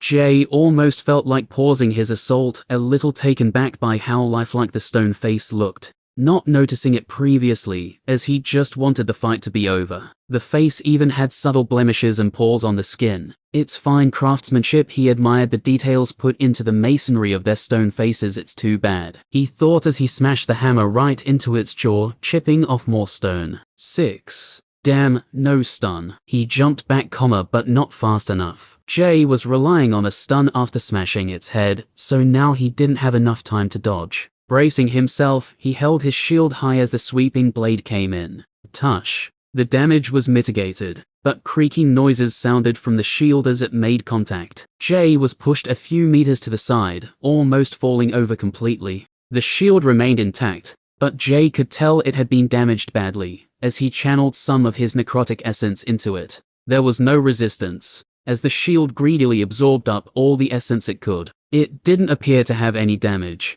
but the veins traveling over its surface weren't glowing anymore. It was as if it had used up its internal blood supply of necrotic energy to stop itself from splitting apart. Jay realized he made a critical mistake after this encounter. I better not rely on chance. He stepped back into the fight after a short analysis. This was an important lesson which was better to learn early on, while the consequences wouldn't be bad. He sidestepped a sword thrust and retaliated immediately, bringing the hammer down near its shoulder, but the strike was blocked by its shield. 1.2. Another sweeping strike came which he easily ducked, but missing caused the soldier to stumble, and it had to step back, giving Jay another opportunity for another hammer strike. Drung. 12. The hammer landed with a ring, a critical hit in the same spot as before, squarely on its head, and with just as much force. 3 large cracks traveled through the soldier's head as it dropped to its knees. Somehow it looked heroic as it fell to its knees, ready for its enemy to end its life as it knew it had been bested. For some strange reason, Jay didn't want to end its life. It was like he felt pity for it, or perhaps even respect. Nevertheless, with one final solid hit, he smashed his hammer against the soldier's cheek. The head split into 3 blocks and fell to the ground alongside the stone warrior's body. The other soldier swung forward with its sword, leaning over its comrade's body, but not harming it. 6. 35x. Jay backed up, stepping smoothly out of range of its attack. The 2 skeletons were focusing on it now, but its target was still Jay. Something strange happened as it tried to fight Jay. The stone soldier didn't walk on the corpse of the other one, it was as if it was showing respect. Jay walked around the remains of the first stone soldier as the other one did too. It wouldn't step over its fallen comrade. Interesting. Jay continued to run around the broken stone statue. The skeletons were still smashing the one chasing him to no end, and soon it fell without Jay even doing any damage to it. 35x. In a quiet office of the Adventurer Association, a man converses with a cube. What? You sense mana? Yes. Great. Villador was with his talking cube in his office. Yes, Master. I sensed mana. Out of 1,847 iterations, I felt it 3 times, successfully drawing it into my reserve. Stored power are increased by 0.74%. Oh well, good. It's not much, but it's a start. Keep it up and dash. Mana has not been sensed since. The cube interrupted. Villador stared at the cube. The cube remained silent, staring back through its tiny crystal eyes. What do you mean not been sensed since? Since exactly 49 minutes and 21 seconds ago, Master. That was the last time. The first time was 44 minutes and 37 seconds ago, so you only grasped it 3 times within those times. Yes, Master. What was different about those times? Villador poked its eye back down into the cube. Unknown. Damn it. Shit. I mean, you did a good job, but damn. Villador then channeled some mana into the cube, raising its stored mana back to 100%. Keep doing the exercises. Yes, Master. He sat down at his desk as he pondered what happened 44 minutes ago. What was different? He furrowed his brows and thought, if only I was here. Villador was puzzled and slightly bitter. He missed out on the opportunity to be here, and was doing a lesson with a student at the time, so he couldn't know what caused the change. It frustrated him to no end, as he could have easily sensed the changes in the ambient mana of the room if he was here. With a sigh, he sat down, feeling a little defeated before encouraging himself. It's fine, it's only been a few days. We can wait for another breakthrough. I now know that I'm on the right track anyway. So that's a victory. He lightly smiled. Yes, this is a victory. It's progress. He walked around the room. And when I find whatever it was that helped it sense mana, whatever it was that happened, I'll make it happen again and replicate the results. Villadar had renewed determination. He was betting everything on this, and felt like he was getting to the point where he would do anything to finish this project. Chapter 65. 2 more soul stones, huh? I wonder if these will be useful. Jay pocketed the items. I wonder how much they would sell for at the market actually. I should price check everything I loot, because my class might cause different loot to drop from the monsters. Come to think of it, I have probably been pretty careless. So far I'm betting my coat is a special item drop, as I haven't seen anyone else wearing one, and it probably explains why I couldn't find any teeth or bones on the market. Jay scratched his chin as he thought, though I guess no one but me would want teeth and bones, so maybe no one else has bothered to collect them, so at least these soul stones will help to prove my theory. Jay began walking towards the Black Pyramid again, wondering how the empty pendant related to the rest of this dungeon. 2 more stone statues were on the next street, yet this time they wielded long stone spears with thick arrowhead-shaped tips. Deadly Jay squinted as he slowly approached them. After analyzing them, the statues were still level 3,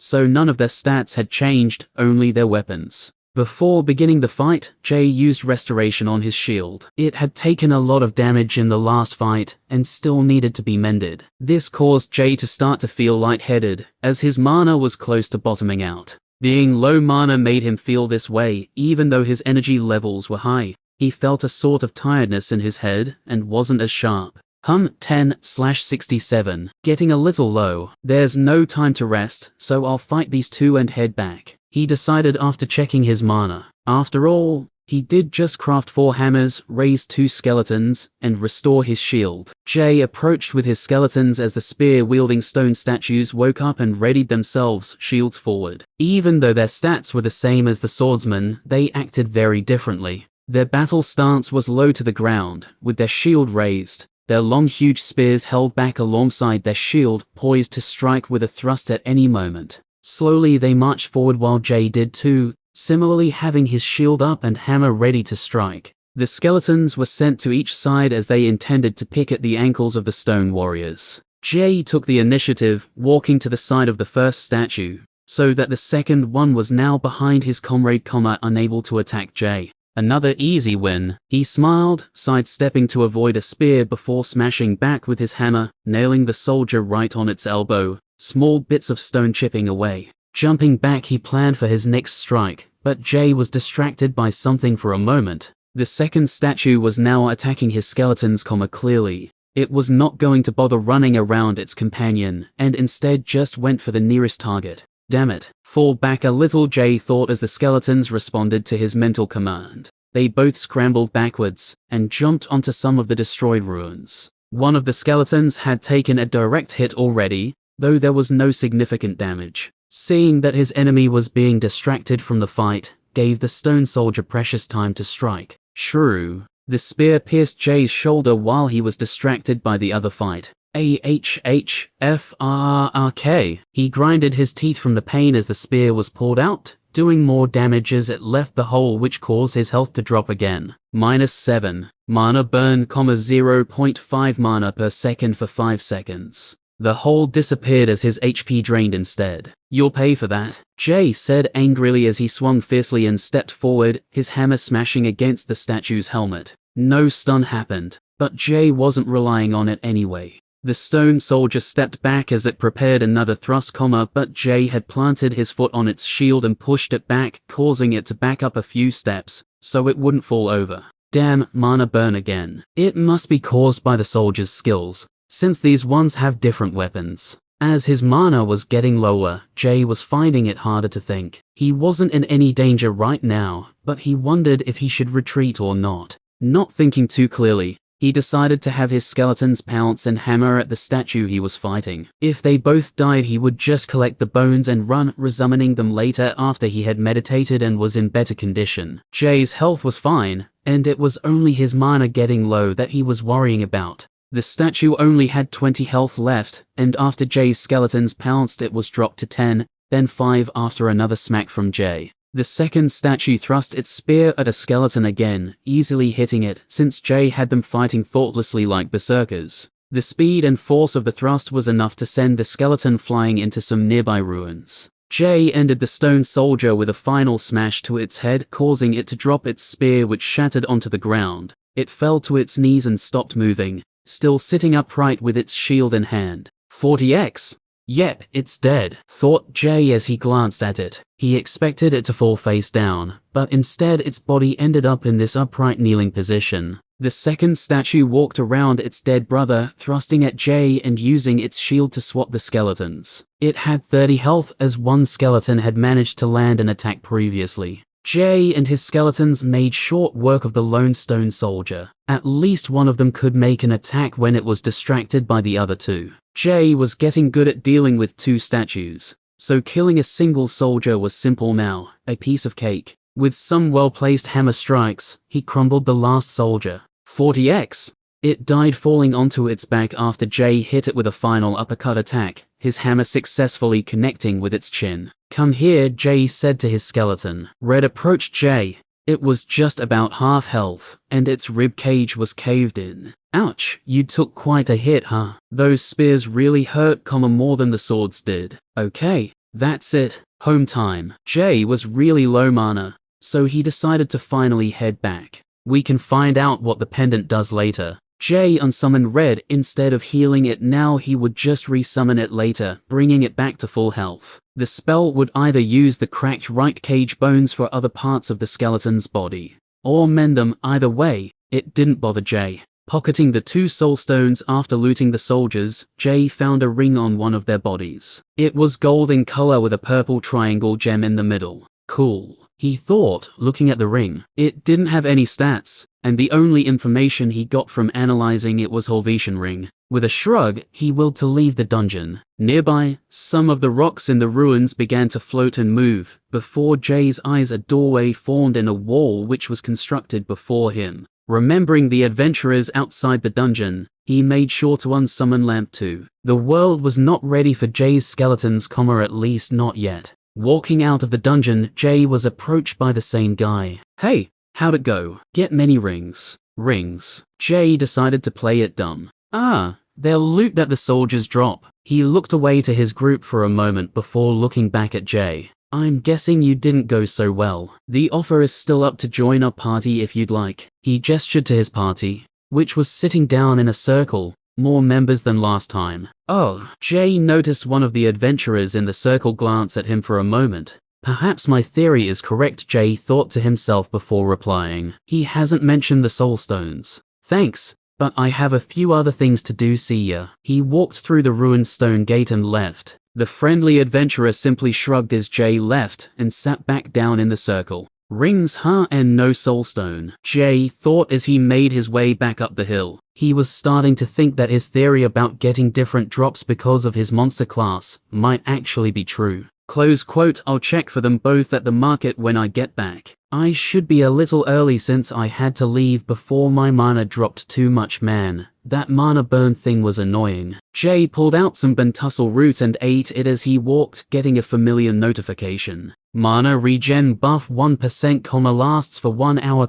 s. There was a main path that went back to Losler that connected to the north side road, but Jay opted to go back using his own path, walking up to the top of the hill, directly to the Adventurer Guild. Jay took out the empty locket he found from his inventory. I wonder what I'll do with you. He studied it in the light of the sun. It was unblemished perfect porcelain, and the bluish color was gone in the bright light. Must have mana-based properties, thought Jay, since he could no longer see any blue. I'll hold on to you. We'll see if you're part of a hidden quest in that dungeon. Having a strange feeling while holding it, Jay pocketed the locket again. Chapter 66. On the upper floor of the Snacaravan Inn, a fat merchant was angrily scoffing down an apple nut pie, while periodically ripping into some plump chicken breast with his bare fingers as he ate. He was ravenous, starting to shove them both down his gullet at the same time. How did he had to chew and swallow ...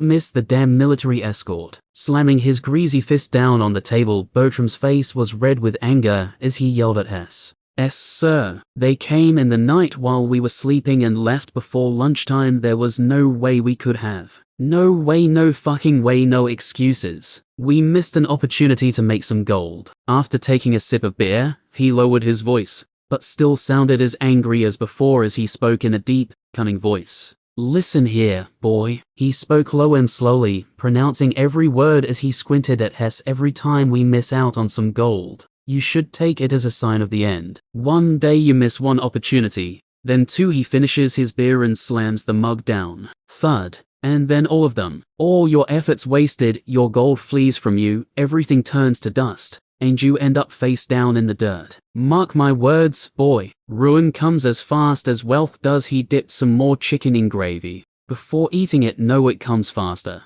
"Yes, sir." He nodded really quickly as the fat merchant looked at him with ferocious eyes. Hess was holding his breath from fear of being punished, but at the same time was remembering every word Bertram spoke. He knew he would need to remember this experience someday, not the obvious knowledge of the words themselves, but the drive and the desperate passion behind them. It was something that couldn't be taught, and he could tell that at some point, Bertram must have been in a more desperate position than he was, and it was what probably forged Bertram into the shrewd person who was now his master. "Secure the merchandise, pack everything away. We'll be leaving soon. Most of the adventurers will have discovered the trade function of the guild by now anyway." "Yes, sir." Hess quietly bowed before leaving the room, leaving Bertram alone with his comfort food.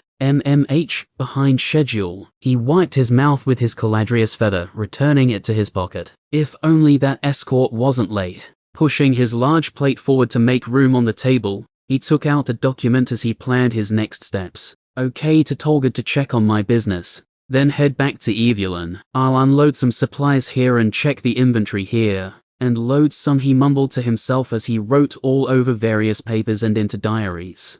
"Hello, dear." Margaret smiled at Jay as he entered the Adventurer Association. "Trenley isn't here yet, but your reward is ready now. Sullivan wants to give it to you himself. He's waiting for you in his office." "Thanks." Jay smiled at the kind old lady, wondering why Sullivan wouldn't just hand the reward to Margaret. Walking upstairs, Jay was thinking that these last few days have been great, and he was quite content with the way things were going. He was steadily leveling up, gaining skills and knowledge, making money, and exploring dungeons. It had been dangerous at times, but it was within his ability to handle. Despite not being able to party with anyone except Anya, one of the few people who knew about his monster class, things were still going smoothly anyway. "I wonder what Sullivan has for me, if it's important enough for me to come upstairs," he wondered as he got to the door. 10x.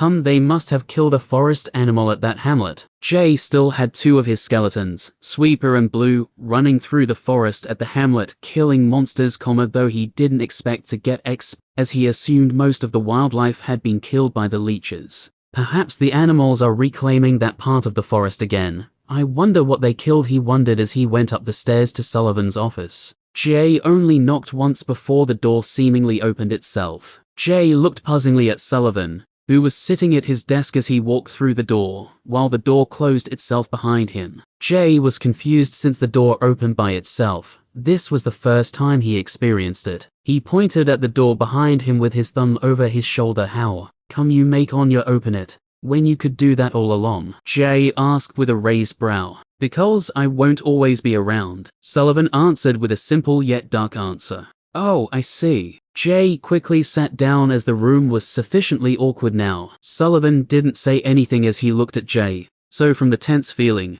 Jay spoke instead. "So, Anya said you have a reward for me." Sullivan didn't say anything for a while, giving Jay even more of an awkward, uneasy feeling. "I can't protect you forever, Jay." "What?" Jay looked confused as he sat in front of Sullivan. He didn't even seem to listen to Jay's question. "Did I do something wrong? What did I do?" he thought internally. "One day, the safety bearers will find out about you, and they'll come for the both of us." Sullivan pointed to the roof. "This is already my punishment for protecting a unique class. There won't be any leniency for protecting a monster class." It took Jay a moment before Jay realized Sullivan was talking about the building he was in. Then it made sense that someone as strong as Sullivan shouldn't be here in Losler. Jay looked at him with dead eyes, slowly nodding as everything he said was true. After a long silence, Sullivan sighed. I've made some plans anyway. He looked away for a moment before looking back at Jay. Anyway, your reward, that's right, 2 rewards actually, but the other one won't be ready for a while. You'll just have to wait and see. Well, I'm happy with 2 rewards. Jay shrugged with a smile. Sullivan almost half smiled at Jay, but kept his casual face in check as he pulled some boots up from under his desk. I think you'll find these to your liking. Boots? Just take them and give them a try. They only have one ability, so it shouldn't be too hard for you to figure out. He pushed the boots forward with his hand, though still holding them, not letting Jay grab them off him, before he added a crucial point. Don't test them inside, unless you want to die. Sullivan spoke the last part slowly, his voice sounding as smooth and powerful as ever, like a quiet river cutting through mountains. Obviously this was important. Sure, no inside usage thanks. Jay took the boots and put them in his inventory, not willing to argue or joke around anymore. Sullivan didn't say anything as he stared at him. Jay sat for a moment, wondering if that was all Sullivan had to say,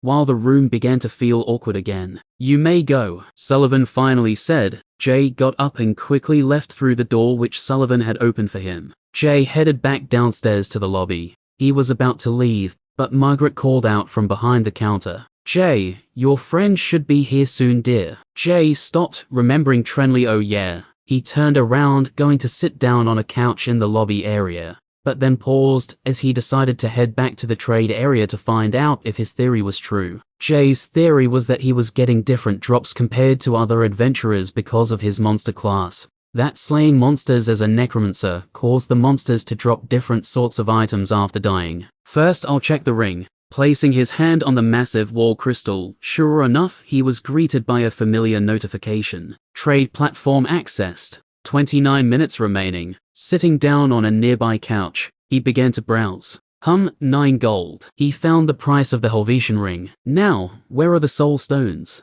After searching some time through various menus, sub-menus and miscellaneous areas, Jay couldn't find anything like them. There was also no Molidus's claws/coats either.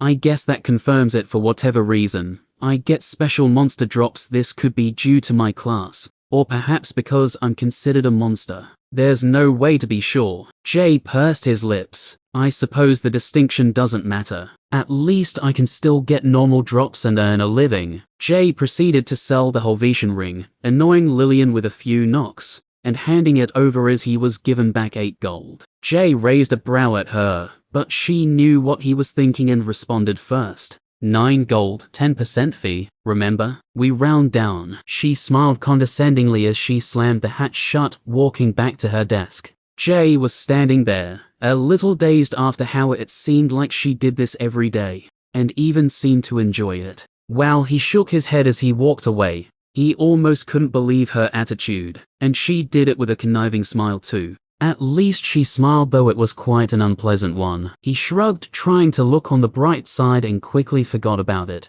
I'll need a luminous orb too, damn. I should have just taken one from that Hamlet. Checking the prices of orbs, Jay wasn't too annoyed. 10 gold for a smaller one. I guess that's reasonable, though it will be 11 gold because of the fee. Jay checked if Lillian had any in stock, as he didn't want to wait for them to be delivered, and thankfully, there were plenty. She promptly sold him one without any difficulties and another devilish grin. Jay returned to the lobby and waited for Trenley. Before Margaret reminded him, he had completely forgotten that he offered Trenley a job and would need to apologize. I feel kinda bad about it, even though I do have a good excuse. I nearly forgot about that guy again. He smiled regretfully as he scratched the back of his head. Ugh, I need a coffee, he thought as he sat in the lobby. He felt strangely tired, even though his energy wasn't low.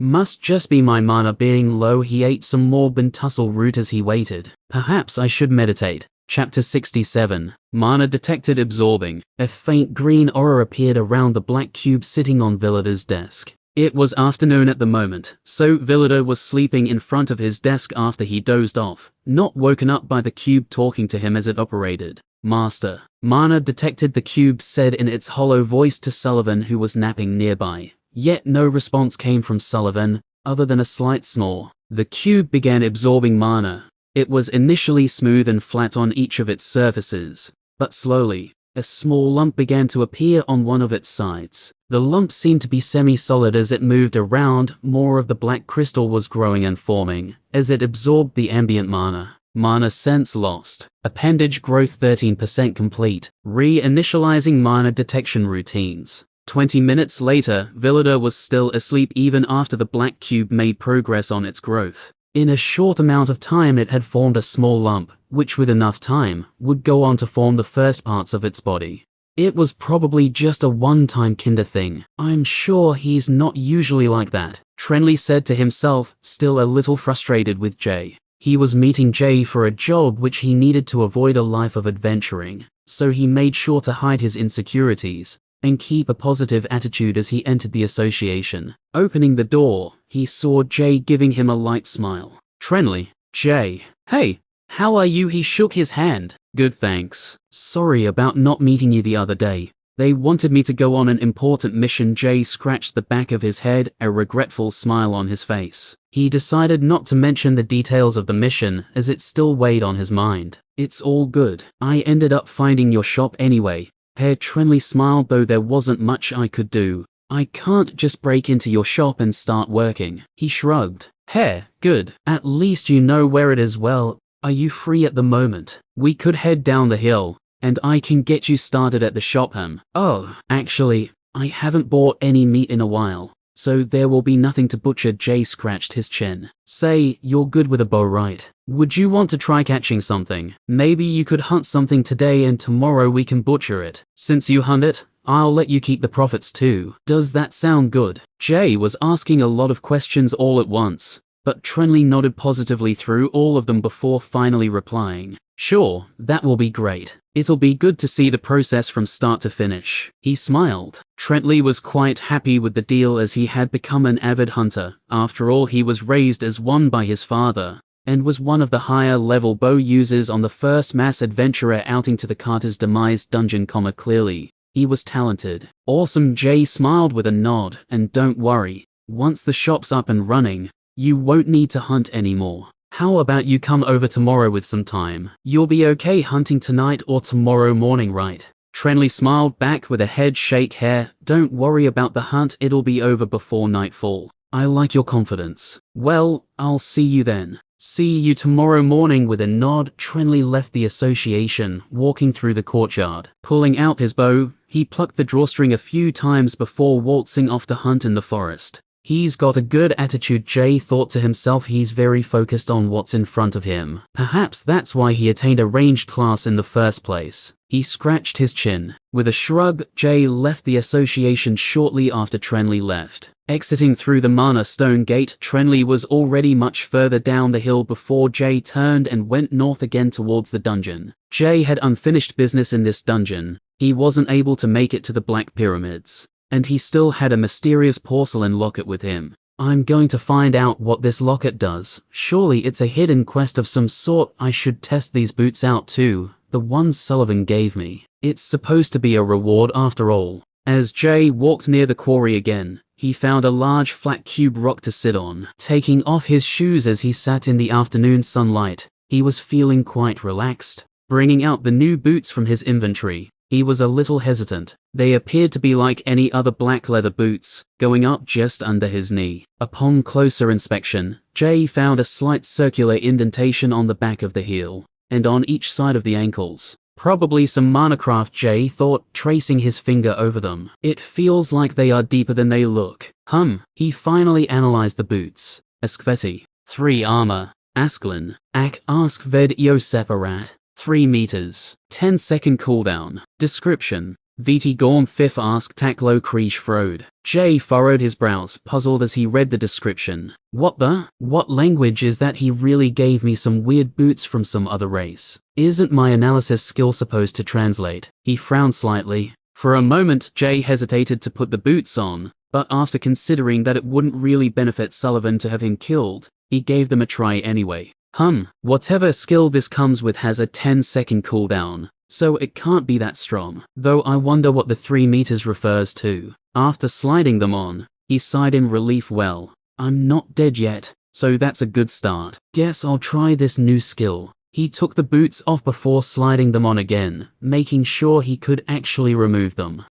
He said something about not doing it near walls, so I guess I should move away from these rocks. Jay stepped away from the stone block he was sitting on, finding a small flat area near the quarry. That gave him at least 5 meters at every side. Okay, here it goes, Asklin. PSHHHT, oh shit. Immediately Jay felt like he had been lassoed as his feet were pulled out from under him. The boots made his feet shoot forward as if they were tied to running horses. He was almost completely upside down before his head hit the ground, and before he knew it, he found himself lying in a small cloud of dust. Damn it, what even are these boots? Is this a prank? He looked at the boots. They seemed to be fine and ready to go again. Jay sighed.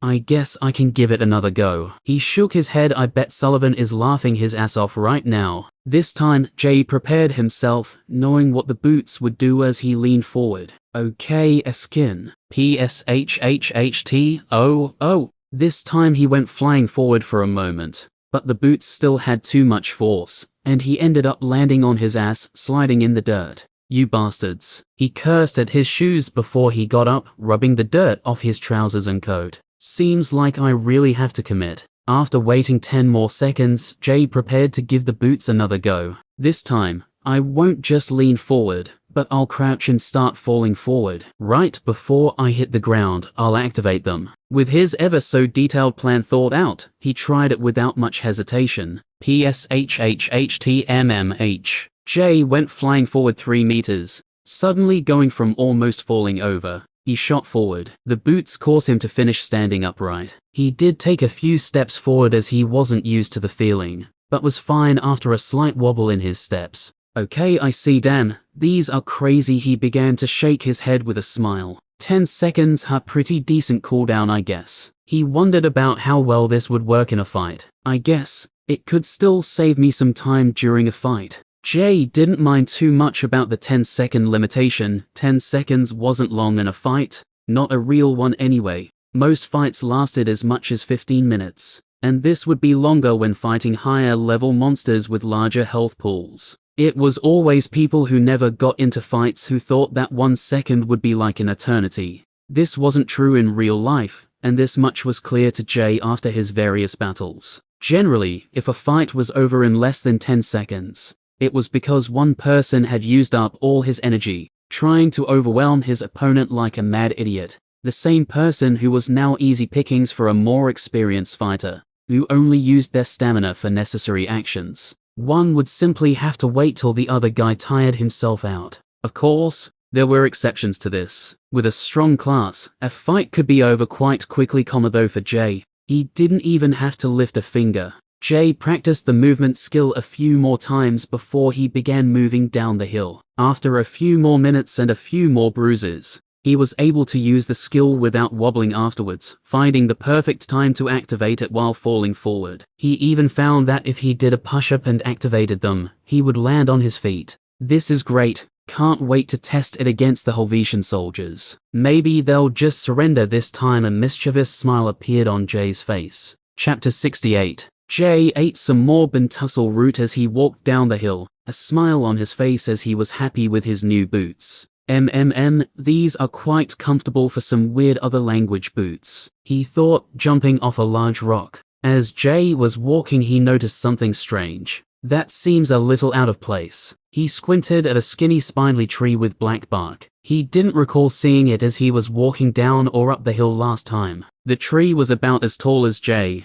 and it stood out from other trees as it had black bark. Most were evergreens or tall, with shades of brown and green bark. I definitely would have noticed you before. He squinted as he slowly walked towards it. What the far dash? He was startled as he got closer, noticing something on its branches as he stepped closer. An eye, that's a damn eye. What the fuck? He shifted his ring into the orbital bone form. Bones began floating around his body, forming a passive shield as he stepped back, pulled out his shield, and waited for an attack. Jay had seen some strange things so far, But this was perhaps, in his mind, the most demonic and twisted thing he had seen so far. Implanted into the tree's branches was an eye, staring at him. As Jay looked, he began to notice a few more, mostly where the branches connected. Soon, little slits on the tree opened up, revealing more eyes, all staring directly at him. Jay's face scrunched up from the uneasy feeling it gave him. He continued to back up as he was freaked out, feeling like the tree had locked onto him with its eyes. He had no clue what the tree could do after all.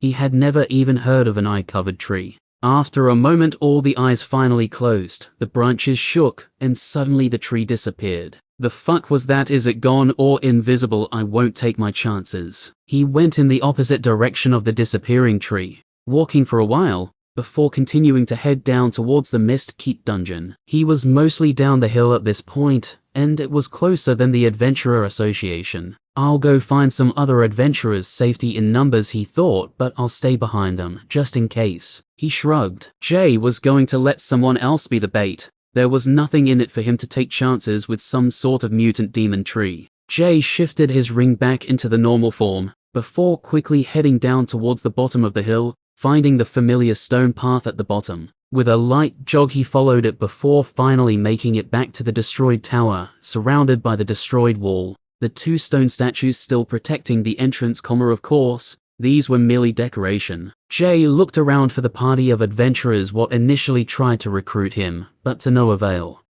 The others must have gone in, he thought as he looked around. The guy who was trying to recruit him into a party was gone now, along with the circle of people sitting down, which would have been his party. A few other adventurers were standing around preparing to go in, but they seemed weak to Jay. They still looked excited and bright-eyed as they waited to enter the dungeon, which was a red flag, meaning that they haven't yet suffered very much. Shaking his head, they'll find out soon enough, he thought as he dashed past them. Most people who had fought as much as Jay had would lose their rosy enthusiasm quite quickly, of course. If Jay could afford to go at a slower pace, perhaps he would enjoy this lifestyle. Oh, I'll just go in. Jay was disappointed by the lack of other adventurers around, as this meant there would be less bait for whatever that eye tree was. It'll probably be safer in there than out here. Besides, it's an instance dungeon, so nothing can follow me into the dungeon unless it's in my party, he reasoned. To the surprise of the other adventurers in the courtyard, Jay jogged through the broken-down gate right up to the dungeon door and entered without hesitation. They all began talking among themselves in disbelief. Seeing someone try to solo a dungeon like this was idiotic, after all. The average level of adventurers was level 4. Most wouldn't even have the extra money to purchase blunt weapons. And this guy just went straight in without a second thought. What the? Did you just see that? One of the adventurers standing near the gate asked. See what? Another replied, playing with a small wisp of blue fire. Some guy just literally ran in from the forest and went right into the dungeon. Really? Just then. Wow, should we tell someone? I don't know, he was pretty quick. I wonder what he was thinking. Do you think he was some kinder higher level prodigy or something? I don't know. I know there were a few unique classes after the 7th that no one has seen since, so maybe they've just been put into some kinder crazy training regime, and that was one of them. Yeah, maybe, he shrugged. Or maybe it's just some idiot. Maybe he just has no life. Another chimed in with a chuckle, as he continued slinging rocks into the nearby forest. The adventurers all chuckled for a moment outside the dungeon, before they went back to their normal conversations, checking their gear and talking about their varying battle strategies. I guess it's permanently overcast here. Looking up at the rolling clouds, Jay sat down for a moment. I'm still not back to full mana, so I'll summon the boys to protect me while I rest for a while. This time, I'll at least make it into the first pyramid, he challenged himself. Shifting his ring, he summoned Red and Lamp. The gas pulled some extra bones out of the ring, snapped a few others and popped some cartilage, and before Jay's eyes, their bone bodies were all back to their normal shapes once more, no more dense or caved in rib cages, and their health back to 100%. Jay took out the bone hammers and threw them on the ground before his skeletons. Protect me, he simply commanded before beginning to meditate, sitting cross-legged and alone in the dark dungeon. Villador woke up from his deep afternoon sleep with a grumble, rubbing some gunk from his eyes. As he slowly woke up, Well, time to prepare for my next student, that heat manipulator. Villador got up from his desk, having a glass of water from a jug on his desk, and unwrinkling his clothes. Now, my notes for this kid. He looked around his desk for a moment before setting his eyes on his cube, which currently appeared to have a lump on it. Speechless, his eyes bulging as he leant closer in shock, seeing that his cube had a growth on it. Report. He slapped his hands on the desk, wanting an immediate response from the cube. Master, mana was detected 2 times out of 328 iterations. Successful absorption happened 1 time. Appendage growth reached 13%. Mana sense practice resumed. Shall I continue, Master? Yes. Villador celebrated as his hands began to shake lightly, beginning to jump around the room, as much as an old man like him could anyway. Yes. It's working. Progress. He walked back and forth, rubbing his hands in joy before gazing lovingly at his cube again. It's just a lump, sure, but this is proof of concept. He shook his head. I can't believe it's finally working. He felt a sense of completeness in himself. Finally, he picked up the cube, poking at the lump on the side. It was rock hard with a smooth surface. Brilliant, he gasped. So, when did you sense it? 23 minutes and 15 seconds ago, Master. What? Why didn't you wake me? I attempted to, Master. Open quote. Villador could only sigh. Damn it, not again, I'm getting old. Well, maybe tomorrow. It was around this time of day too. Perhaps that has something to do with it.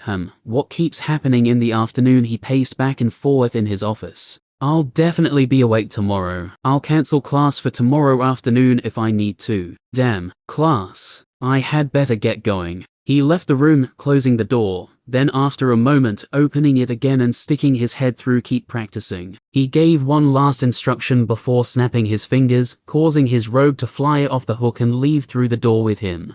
A hobbit boar, not the nicest meat, but it'll work. Trenley aimed his bow at the small forest pig, squinting his eyes as he slowly pulled back. Stroosh. The arrow whistled through the air and found its target. Oh, good, instant kill. I won't have to chase it while it runs off and bleeds to death. He put his bow in his inventory and pulled out a small hunting knife as he walked towards the small pig. I'll only gut it. That's how most butchers get their meat from hunters anyway. Jay can teach me how to butcher it properly, he thought as he skillfully navigated the small pig's insides with a knife, removing its intestines, bladder, lungs, stomach and kidneys. Usually, hunters would remove all the organs, dumping them on the forest floor before selling the carcass, sometimes taking the liver for themselves, if they felt like saving some money on lunch. A skilled hunter would not burst or rupture any organs, so as to not taint the meat, and this was one of the first lessons he learnt. He took out the liver and heart, putting them separately in his inventory with the carcass, wondering if Jay would want to use them later.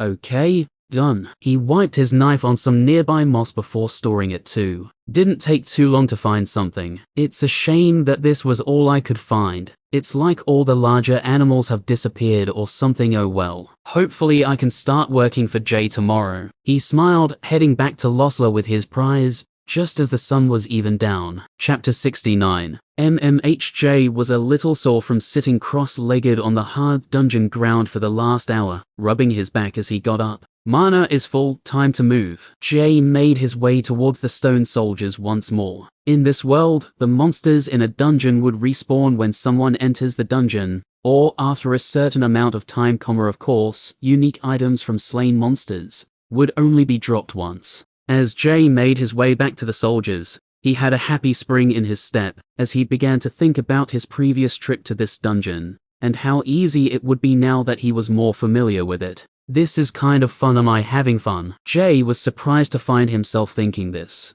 I think if I didn't have the need to become stronger, I would probably be doing this anyway. I think I quite enjoy just having these adventures. I suppose I need to do it for power. But that doesn't mean it can't be fun. Anyway, it's not like I'd simply enjoy being powerful. He reasoned as he walked towards his victims. Gaining power for the sake of it seems to be a waste of time. I'm glad I have at least found enjoyment in the small trivial things. It would be quite depressing if there was nothing special, even more so if I didn't recognize the special things that came across my path, he considered as he thought about the majestic large bird creature he witnessed. the glowing cabin in the Silt Wolf dungeon, and even his simple life as a butcher, as he smiled gently to himself, walking down the hill. I bet somewhere out there, in this world past the endless forests, there's beings out there with great power that find no enjoyment. Immortality research 3%. Oh, he raised a brow. I guess another page of the book is ready. He was almost within aggression distance of the stone statues. I'll have to read it after this dungeon. It's a little hard to focus in here, he thought, continuing down towards the soldiers, readying his hammer. Jay began the fight, using the same strategies he did previously, fighting one statue at a time, while he kept the second statue behind the first one. The fight seemed much easier this time, and their moves seemed much more obvious to Jay. They even appeared more slow. How did I even get hit before? Yikes, he looked at the large stone sword flying towards him before dodging it. Perhaps this is the difference between having full and empty mana, he thought as he easily predicted their slashes and weaved between them. It's like my mind is faster with full mana. Or maybe it was just slow before, huh? Maybe my body is slower with low energy, and my mind is slower with low mana. Previously, they seemed like veteran warriors, each of their strikes making menacingly dangerous noises as their weapons coursed through the wind, yet now, the sweeping sounds coming from their weapons was more like an early warning sign, and now it was like he was fighting with a couple of lazy couch potatoes, people who thought that simply having a big weapon would make them strong. Well, having a big weapon just means you have a small mana pool. He mischievously smiled to himself. Jay easily ducked in and out, smashing his hammer on their heads and dodging the large stone swords. To the stone statues, it would have been like fighting a completely different person. As Jay fought, he didn't realize, but a smile was beginning to form on his face. This is pretty fun. Jay chuckled, landing another hit and taking the first statue down. It feels like there's a sort of flow to the fighting. After he found out about his Necromancer class, he seemingly lost his sense of adventure and enjoyment, turning his last few days into a tense struggle to survive. But now he had some breathing room, and was beginning to feel more enthusiastic and energized. Before he knew it, the two stone soldiers were both in rubble on the ground. 35 exp 35 exp. I guess time flies when you're having fun. Jay looted them, but was surprised to find that they didn't drop any soul stones. At least I got another one of those Helvetian rings. He stored it in his inventory to sell later at the market. Jay dashed off to fight the next two statues with a spring in his step. While the dungeon was dark and dreary, his mood was cheery, and it was like he had rediscovered his joy again, the adventurous feeling he had when he first woke up on his day of awakening. Next, he said, beginning to jog to the next set of stone statues. Last time, I fought 2 sets of swordsmen and then 2 spearmen statues. My health still hasn't recovered, but I don't plan to get hit again. Checking his HP, it was 77/82. This was still high enough for Jay, so he wasn't worried. The next 2 statues were on the next street ahead, and he was still outside of their aggression range, they hadn't noticed him yet, so he made a plan. I'm just going to run up, jump, and smash its head in before it fully wakes up. It wasn't a plan. True to his word, Jay ran up to the stone soldier. Its head turned and gazed at him before its body started waking up. It's going to be close, Jay thought as he sprinted towards it. He put away his shield and hammer to run faster. Asklin. He activated his boots, dashing forward and closing the distance lightning fast before jumping up high. With his hands over his head, he took his hammer out of his inventory. It appeared in his hand, and he held it in a 2-handed grip for extra damage. This should be too easy, he said with a smile as he brought the hammer down, smashing on its stationary head with 2 hands, crumbling its helmet and cracking its skull. 24. And critical hit. And I did double damage since I used 2 hands. Nice. The force of the blow sent the soldier stumbling. Jay almost felt sorry for it. It was such an easy attack to pull off that he wondered why he didn't do it before. Jay pulled out his Deathwalker's sentry shield. One of the stone soldiers was heavily damaged, but the other one had just woken up. Kill the damaged one. Jay commanded his skeletons as they sprung into action and wreaked havoc on the poor confused stone statue. Before Jay even started fighting the second soldier, the first one was dead, slain mercilessly by his minions. 35x. Jay easily dodged the first swing and thumped the second soldier on its head. Meanwhile, his two skeletons started harassing it at its sides, and it wasn't long before it fell to the flurry of hammers. 35x.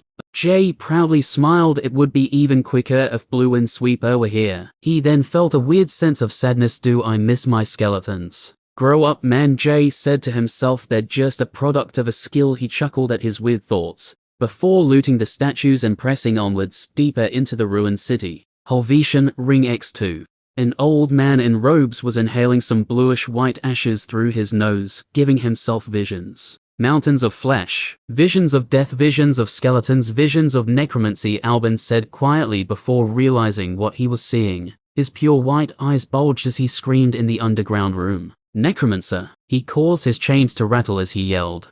Necromancer. He yelled as loudly as he could, his hands shaking from fear. We must prepare, stop the war, we have no choice. A great threat looms in the future. Death is coming, a new king, war and peace. The frail old man seemed to sound as if he was begging, his voice solemn, waiting as he listened to the guard's response. It will be reported, the guard said before rushing off. He sounded alert after Albin's yelling. It was quite out of character for the old man to show such emotion after seeing his visions. Albin sighed after the guard left. He had a unique class which allowed him to see possible futures, and he was currently a prisoner of the mage hunters, otherwise called the safety bearers. He was not dangerous enough to execute, but his class made him useful enough to have him imprisoned, so they simply did it. The mage hunters answered to no one. Normally, out of spite, Albin wouldn't bother to share most of his visions, but this would be something that would affect all of them, something that would shake the world, turning entire nations upside down. Even though he was imprisoned, what he saw and felt during his vision made his skin crawl. Chapter 70. With two more of the sword-wielding stone soldiers destroyed, Jay made his way to the next pair. The spear-wielding ones are next if I remember correctly. He looked at his skeletons, focus on dodging this time. He squinted at them, remembering that one of their rib cages was blown inwards last time. Jay didn't want to waste mana on repairing his skeletons, and he remembered that getting hit by the weapons of the stone soldiers caused mana burn, so he was trying to conserve as much of his mana as possible. Feeling confident, Jay decided to simply have his two minions distract one of the spear soldiers, while he would fight the other one. As the fight started, the spear statues were more aggressive compared to the swordsman variants. Jay didn't notice it before when he was low mana, but he had to dodge and duck a lot more to avoid the spear thrusts and swipes. Of course, they were still obvious to him now that he was full mana. After dodging a spear thrust, he jumped up, swinging his hammer sideways, and smashing it in the side of its head, the stone helmet flying off. 6. Oh, he found a new trick to fighting them. I assumed the helmets were attached somehow. Well, that makes things easier. Without much more thought, he jumped past another spear and smashed its head again. 12 critical hit stunned. Seizing the opportunity from the stun, he dropped his shield, gripping his hammer with two hands. It really isn't your day.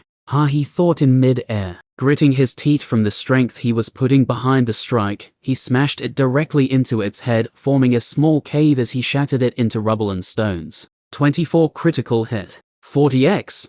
Jay smiled after seeing his damage. It's over when I land a stun, especially when I use two hands for double damage. Maybe I should just use two hands from now on. He looked at his shield on the ground as he thought for a moment. Nah, it might hurt me in the long run. The combat experience with a shield will be important, and it would suck to let such a good shield go to waste anyway. Jay picked up the shield. Besides, I can only go two-handed when I know the enemy can't strike, which is almost never. In the future, it will probably be too dangerous to fight without a shield. He reasoned to himself as he thought about other adventurers who fought using two-handed weapons, such as Mark.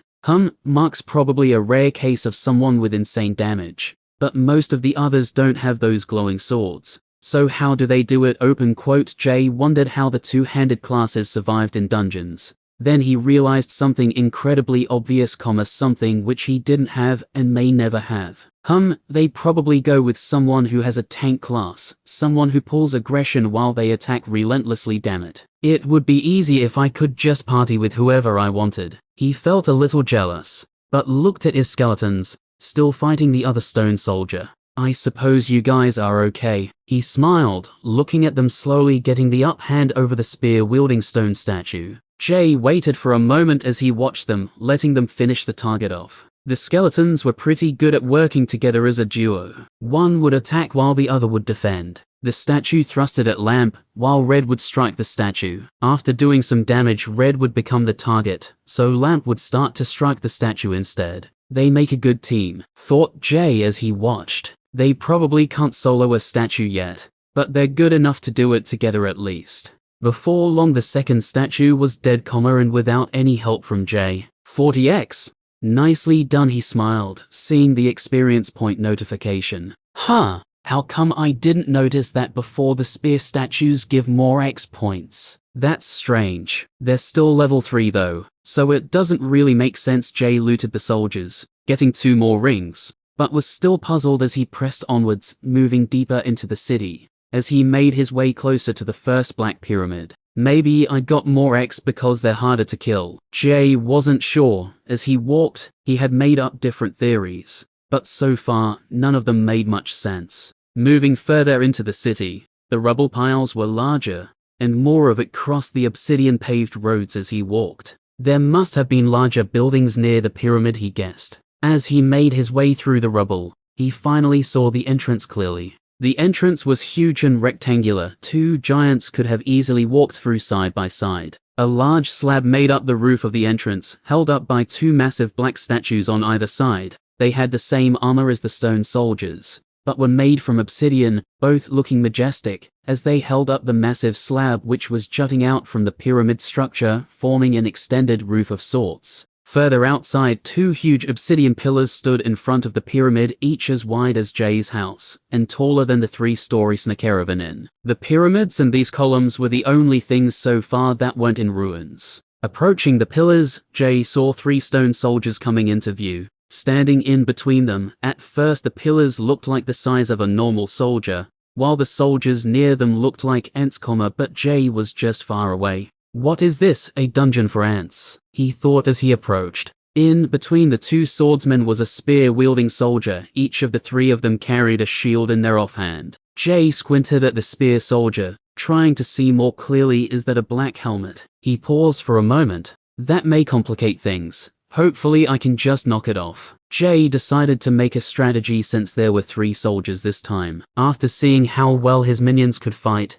he decided to have each of them fight a statue, well, not fight, but distract. There were 3 in Jay's party and 3 enemies. I'll fight the first swordsman and slay it, then I'll come over to fight spearman. The skeleton fighting the spearman can go help fight the second swordsman. He nodded. At this point in the fight, 2 skeletons will be fighting 1 swordsman, and I'll be fighting the spearman. Jay nodded to himself, affirming his plan. Not much else to worry about after that. He shrugged, casually walking forward as he made his skeletons form a line next to him. With his plan sorted, there was nothing more left to say. Jay marched forward with his minions as the stone soldiers began to wake up, breaking out of their guard stances and readying for battle. Each of the soldiers picked a target, and thankfully, one of the swordsman statues picked Jay. All according to plan, he smiled. Like the previous fights, it was easy for Jay to beat a swordsman statue. He didn't take a single hit, and in no time, the soldier dropped to its knees, falling face down,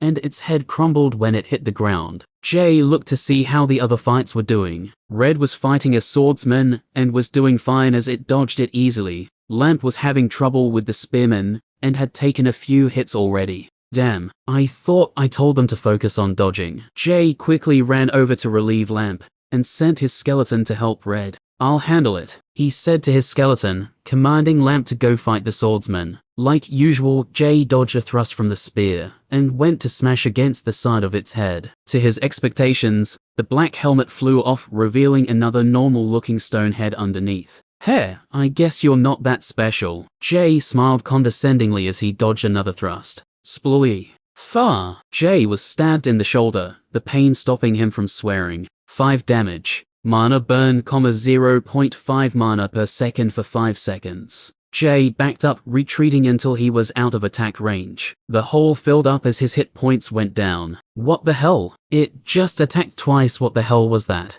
As Jay thought this, he realized he hadn't analyzed any of them yet. Ugh, I should have analyzed it when I saw that damn helmet. He felt silly. Starting his analysis with the spearman. Helvetian soldier, level 4. 50 HP. Skills. Brittle armor. 40% damage reduction to slashing, stabbing damage. 20% more damage taken from crushing damage. Helvetia's Revenge. Magic damage immune. Any wielded weapons become cursed. Double strike. Does 2 attacks in rapid succession. Each attack is 75% as strong as a normal one. 10-second cooldown. Description. A soldier of the Helvetian kingdom turned to stone. It stands guard, waiting for its chance to exact revenge on those who would harm its kingdom. Damn, it's level 4. That double strike skill must have been what hit me. He read over the other information as he backstepped, the soldier was slowly walking towards him as its steps caused trembles in the ground. I wish it showed me information about their weapons.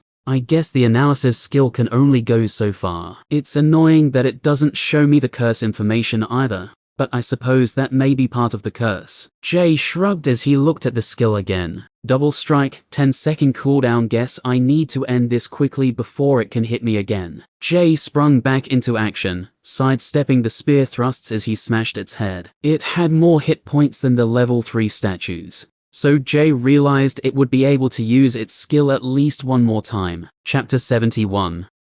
What are my options? It's going to hit me one more time when it uses that double strike skill, Jay thought as he dodged another spear thrust. It would normally be hard to think like this during combat, but since Jay was level 9, he was far quicker than the level 3 and 4 soldiers he had fought so far. I guess I could just take the hit him, but I can't just do that every time. That would create a bad habit in my fighting. Besides, I don't want to be a pincushion. After nearly 10 seconds passed, Jay backed off from the fight again, right before the stone soldier's double strike skill came off cooldown. I think if I predict when it uses the skill, I should be able to block it. Jay waited another 5 seconds before stepping back into the fight. He was certain that the soldier would use the double strike skill as soon as it came off cooldown. With a whistling noise, a thrust came towards him which he easily dodged, though this time he raised his shield immediately after dodging. Thwung. Jay smiled fiendishly as the spear was stopped by the shield as it made contact. He took no damage, as the shield had a 15% chance to ignore all damage when blocking. Deathwalker's Sentry, you beautiful bastard. Jay smiled at his shield, jumping forward with excitement again, continuing his onslaught with his hammer against the stone statue's head. Jay was more focused on counting the seconds than the fights, as he swung his hammer wildly, but before he could get to 10 seconds, the statue fell backwards, its torso splitting into 2 halves as it cracked on the ground, defeated before it could muster a third double strike. 100 exp. The 2 skeletons were still fighting the swordsman, and Jay analyzed it before helping. Finding that it was level 3 and posed no threat, he decided to loot the other soldiers. Empty, Soulstone X2. Helvetian Ring. Soul Stones again. What about that helmet? Jay walked over to the black helmet, picking it up to try it on. It was far too big for him. He looked like a child wearing his father's helmet. Jay tried to analyze the helmet. Nothing happened, and he didn't receive any notifications. I guess it doesn't count as armor maybe. He tried to store it in his inventory, but still, nothing. It must count as part of the dungeon or something. I can't even stash it away. Damn. Jay pursed his lips, a little dissatisfied that he had to leave the helmet here. After physically inspecting it, he found that it didn't even have the slightest mark from when he smashed it with his hammer. It's a shame. I guess it has no use to me, he thought, leaving it sitting on what was left of the spearman's crumbled stone body, a tombstone of sorts. It does seem a little strange that there is even such a thing in a dungeon, an invincible helmet. Jay thought as he walked away, maybe it's not invincible, maybe it's just a training mechanism of the dungeon. He wondered to himself. 35 exp. The 2 skeletons had finally slain the last stone soldier, and Jay casually went over to loot it too. Empty, Soulstone Helvetian Ring. Phew, a little rough, but we did well. Jay thought about the fight, and I have learnt another lesson the hard way. Always analyze enemies. That reminds me, come here. He beckoned Lamp over as he used shell restoration on it. Green gas left Jay's hand as the creature's hit points slowly returned to 100%. Thankfully you only took 5 damage this time. After Lamp was healed, Jay finally took a moment to admire the massive pyramid before him. It was the smallest of the ones he saw, but in front of it he was like an ant. It was larger than the hill that the Adventurer Association was built on. Even the gigantic pillars he stood between seemed to betray it as they paled in comparison. Jay felt like sitting down, gazing at it for a while, but he resisted the urge. Walking forward, he made his way towards the entrance. As he got closer, the slab roof above casted a large dark shadow, noticeably colder as he passed into the shadow. Since the structure was so large, it took him a while before he even made it into the pyramid. Walking through the entrance of the dark pyramid took 10 minutes, and Jay held the Deathwalker sentry shield forward, using its shade vision skill to see any looming threats in the darkness. Not much light got past the entrance or the large statues holding up the roof, so it was hard to see the walls on either side. The large rectangular entrance was the start of a long passage, which continued for some time, but after a while it gradually became smaller. The air smells stale and dry, thought Jay. Nevertheless, he pressed on as he waited for his shield to detect traces of enemies in the darkness. Ahead, nothing was seen though. It's getting a little too dark now. Jay took out a small luminous orb, a soft blue glow emanating from it. The skeletons were already using both hands to carry their hammers, so Jay sheathed his sword to hold the orb. If a fight happens, I'll just place it on the ground and get out my hammer. Jay's orb was a small, budget-friendly version that wasn't as bright as Anya's one. It gave just enough light for Jay to see enemies a few meters ahead of his skeletons, which were walking a few meters ahead of him, though this didn't really matter to his skeletons, which could see in the dark, having the same shade vision skill as his shield. Meanwhile, Anya's would be able to shine twice as far. Of course, mana orbs weren't expensive, but Jay was just cheap, as he didn't think he would need to use it very often. He even had some orbs at home, but they were mounted onto the ceiling. Jay had mostly forgotten about them anyway. After his father left, there was no one around to channel mana into them to keep them functional. Thankfully, the ambient light from other houses and the silver moons were enough for Jay to get by on. Of course, he would light his fireplace and use sugar candles when it got too dark. Mana is so useful. With a warm smile, he added some mana to his orb as it glowed in his hand, walking into the darkness. As Jay walked, the large entrance got much narrower, and was slowly becoming smaller. A more human-sized corridor. It's starting to feel like another choke point. A slight shiver went up Jay's spine, as he remembered the Silk Woods dungeon, all the spider corpses piling up into mountains of their own bile and goo, as they tried to leave their massive nest only to be sliced apart. Nevertheless, Jay planned to go back there someday and clear out the nest, if he could ever find it again. It shouldn't be too hard because of all the spiderwebs in the trees, leading to that particular dungeon. Jay began to caution himself, I'll try this with just 2 skeletons. If I need to, I'll quickly summon Sweeper and Blue, otherwise this will be a good combat experience. He slightly grinned to himself, not to mention it'll probably be fun too. Chapter 72. Dust and pebbles fell down from the ceiling near the walls. The heavy grinding stone sounds came from each side of Jay and his skeletons, as the walls started to move downwards. My first trap, I'm guessing. He raised his shield a little, curious of what was to come. Jay wasn't alarmed, as he expected something like this to happen, and he was still a far higher level than this dungeon, it was still the first of the 6 pyramids too. So this would surely be more like a beginner's test, a small taste of what's to come. The walls slid down slowly, and Jay was a little surprised. There was no toxic gas, large boulders or poison arrows flying at him, just more statues. More soldiers. 2 more stone sliders waited for the wall to drop, as their bodies began to move and awaken, dust and pebbles falling off. They must have been here for quite some time, he thought as he analyzed them. Helvetian soldier, level 4. 50 HP. Skills. Brittle armor. 40% damage reduction to slashing, stabbing damage. 20% more damage taken from crushing damage. Helvetia's Revenge. Magic damage immune. Any wielded weapons become cursed. Double strike. Does 2 attacks in rapid succession. Each attack is 75% as strong as a normal one. 10-second cooldown. Description. A soldier of the Helvetian kingdom turned to stone. It stands guard, waiting for its chance to exact revenge on those who would harm its kingdom. Oh, they're basically the same as the level 4 spearmen outside, except for the different weapons. But the spearmen fought more aggressively even when they were the same level, so this might be harder than I thought. Acting quickly, he put his orb down gently before pulling out his hammer as he prepared himself. What cautioned Jay was that each of these soldiers were both dual-wielding stone daggers, each dagger about the size of his Osane arming swords. They would have been considered swords if a normal human was holding them, but in the hands of the large statues, they appeared to be daggers suited to them. Those things could really mess me up, squinted Jay, thinking if these statues were holding his blue Osane arming swords, they would perhaps be twice as deadly, the stone daggers.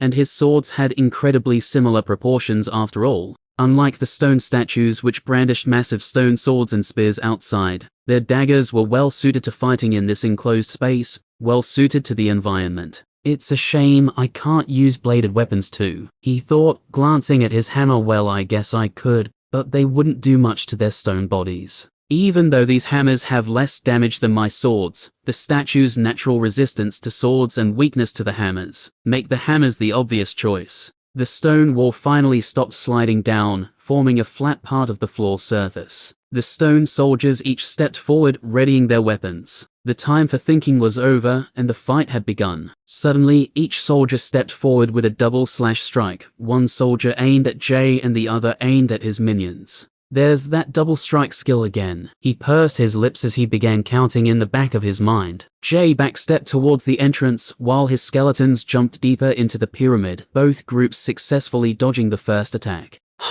These guys are pretty fast for stone statues. Jay decided not to counterattack, as he was still in striking distance of both statues. After a moment, one of the statues turned to face his skeletons, while one turned to face him. The statue made a fighting stance, holding one dagger low above its knee, and the other high above its head.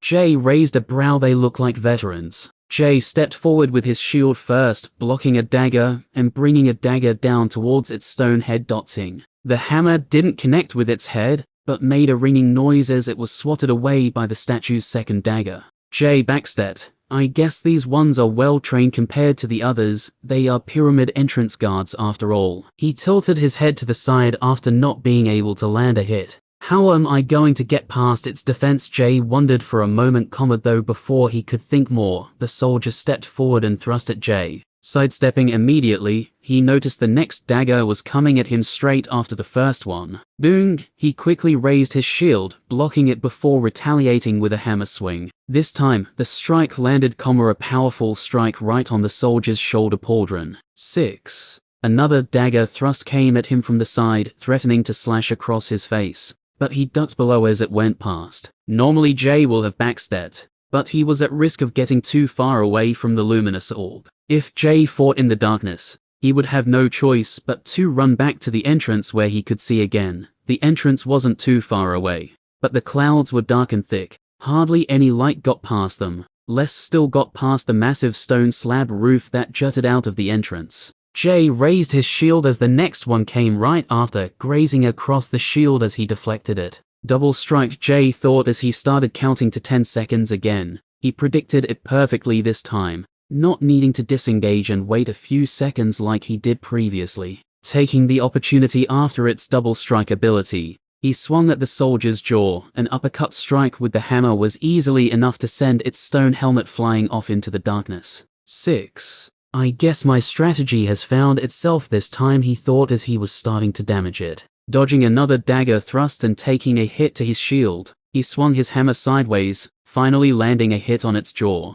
12 critical hit. Jay smirked halfway. The fight continued for a while, but since Jay learnt how to deal with the statue, the outcome was inevitable. The statue couldn't do anything after Jay found an opening, but it still fought to the bitter end. The statue has waited here for eons and had all the time in the world. Now all it could do was simply bide its time as it waited for death. Crack! With a final hit from Jay's hammer, the statue's head shattered. Its stone daggers fell from its hands and crumbled on the ground, just before the rest of its body did too. 100 exp. Jay didn't really need to catch his breath after the fight. and he took no damage, making it quite easy. He had only used a small amount of his large stamina pool too. They're not so hard. Perhaps if it had more intelligence it could have tried to bait me into attacking, and maybe wait for an opportune time to use double strike, rather than using it as soon as it comes off cooldown. Oh, well, Jay smugly smiled as he walked over its corpse, collecting the loot, another empty soul stone and a ring. He threw them into his inventory before going to help the other fight. Where are they? Jay couldn't see his skeletons. Grabbing the luminous orb off the ground, he began to slowly jog towards them. Have they just been backstepping all this time? Jay chuckled to himself. The statues aren't that hard to fight. Perhaps they're just being extra cautious, since I didn't want them taking damage. Chapter 73. Jay could hear the rattling of bones and the grinding of stone, the sounds slowly getting louder as he ran. Yep, they must have been backing up so they wouldn't get hit. I don't want to have to heal their damage. I should speed up. Getting closer, Jay ran a little faster. Jay came to a halt as he saw the back of the stone statue appear in the darkness. But he was running too fast, and had too much momentum to stop in time.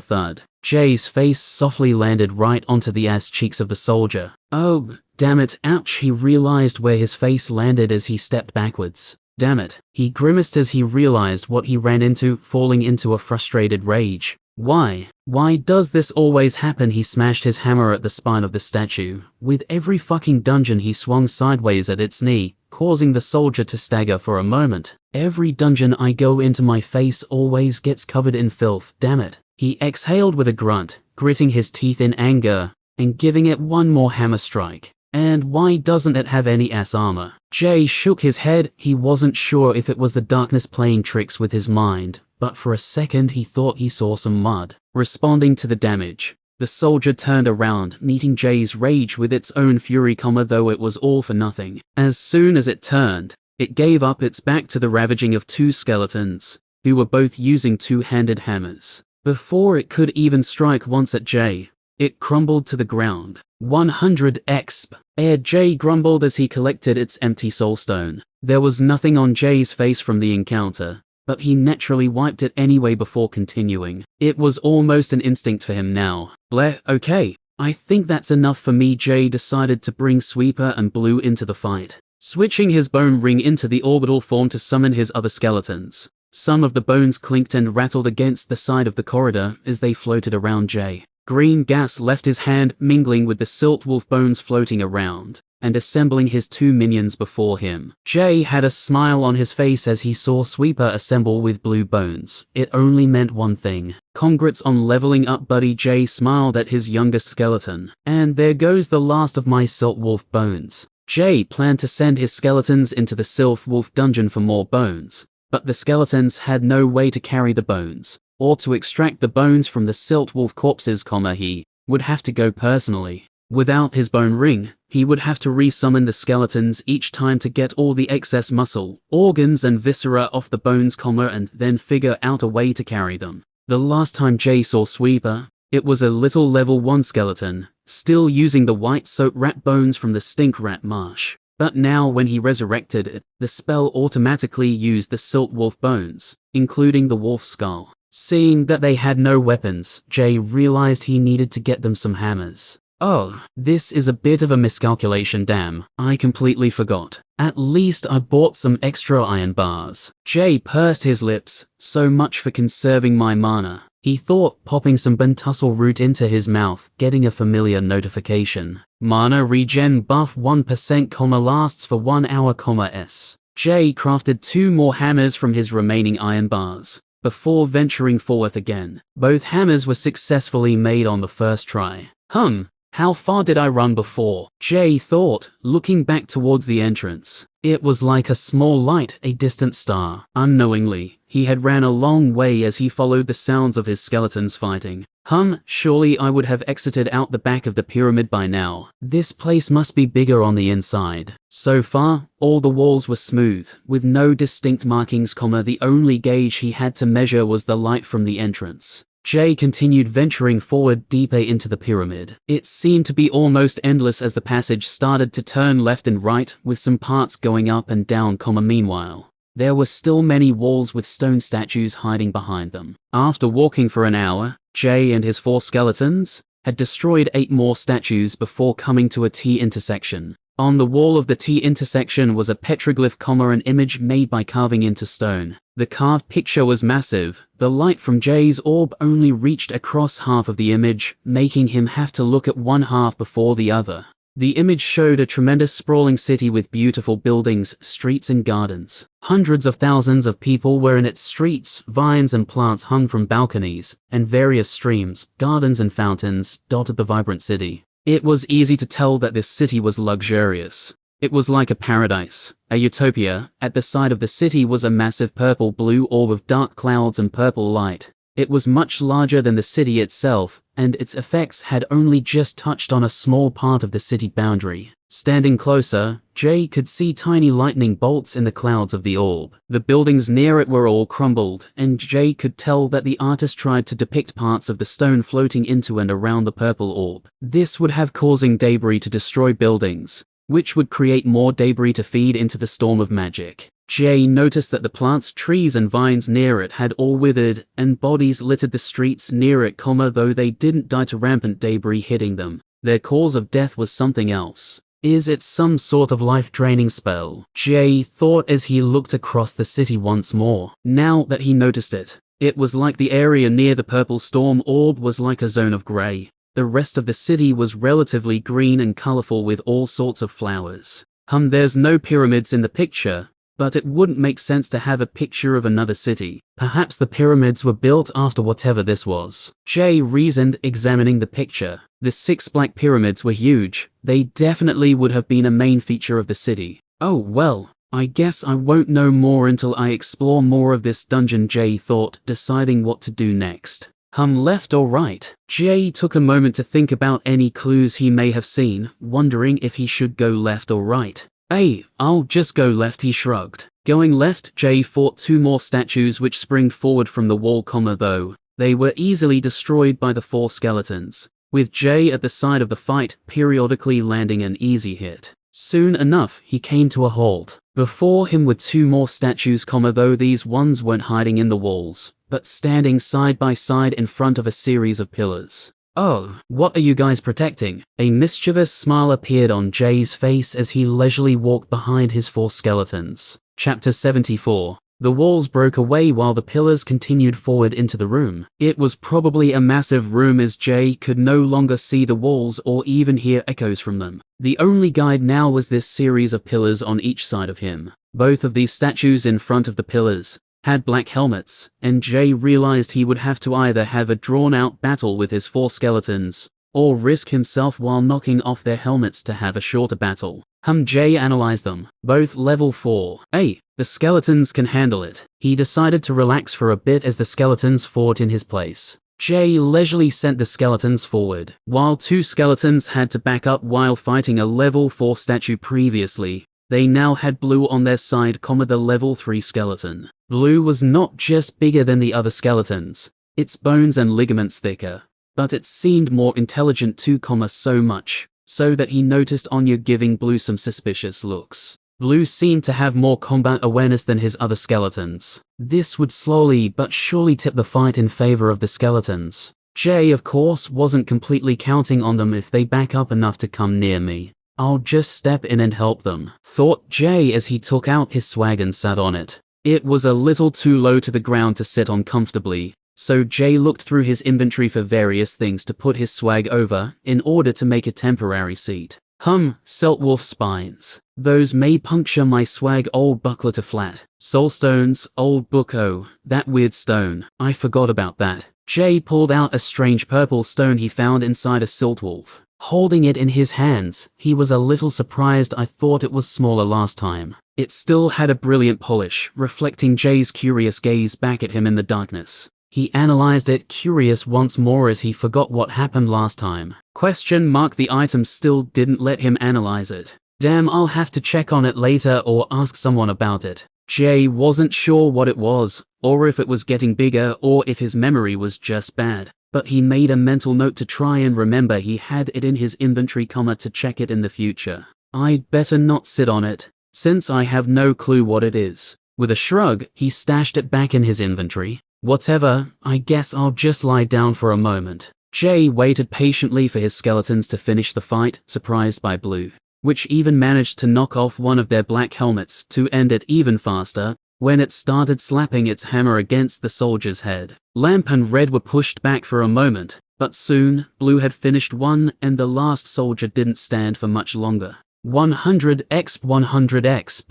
Nicely done. Jay leisurely nodded in approval and gave his skeletons a golf clap, feeling quite pompous as he was lying down. It was as if this was a gladiator tournament all designed to entertain him. Jay looted the statues and proceeded forward, walking between the pillars quietly. It didn't take long before the party came to some stairs, the pillars going up on each side of them. Onwards and upwards he shook his head, not looking forward to walking up a seemingly endless set of stairs. Oh, great. He smiled. He couldn't see it in the darkness, but the stairs only went upwards for about 2 stories. Reaching the top, he realized that it was actually a small pyramid. A pyramid within the pyramid, so stupid he shook his head with a mocking smile. At least there's a reward. Before Jay, glistening in the soft blue light of his luminous orb, was the glinting glow of a golden chest. On the chest was a single engraved word, Sedulous.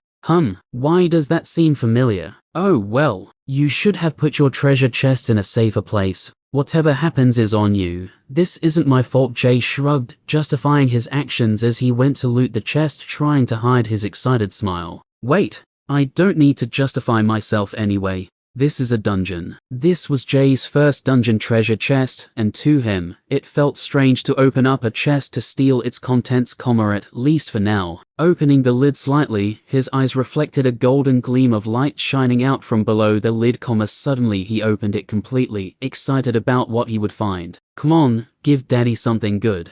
What the? Nothing was inside the chest. Suddenly, before he could realize it was a trap, 4 glowing blue walls materialized around him and his skeletons. The walls went all the way up to the ceiling, which was seemingly endless, as it looked like they just kept going. Shit, Jay boredly said, disappointed that the chest was merely another trap. He wasn't scared, as it was a low-level dungeon, rather, he was annoyed. I probably could have activated my boots and dashed out of here, if I was quick enough. Oh well, he shrugged. Here we go again. After a moment, he felt a little confused as nothing happened after the blue walls formed, though suddenly, the ground below him, along with the chest, dematerialized. Jay and his skeletons fell down into a small chamber. The floor rematerialized as they fell through it, creating a roof and sealing them in his room. The room was quite small, and Jay was feeling a little too close to his skeletons. There wasn't enough room for any of them to fight.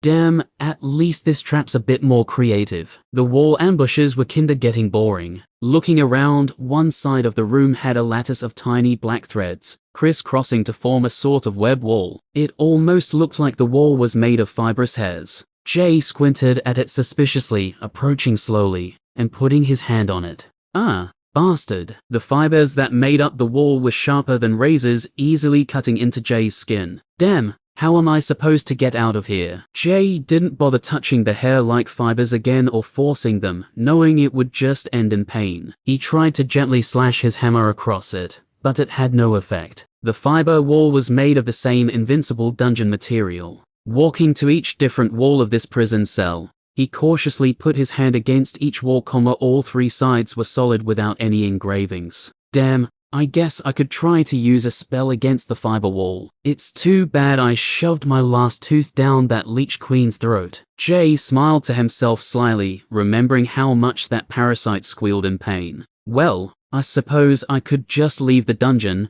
but that'd suck. What a waste of time. Surely it wouldn't end like this. I guess I could try calling out. The fiber-like wall wasn't completely filled, and Jay's orb glowed through to the other side, forming gentle shadows on the ground. Hello. Silence for a moment.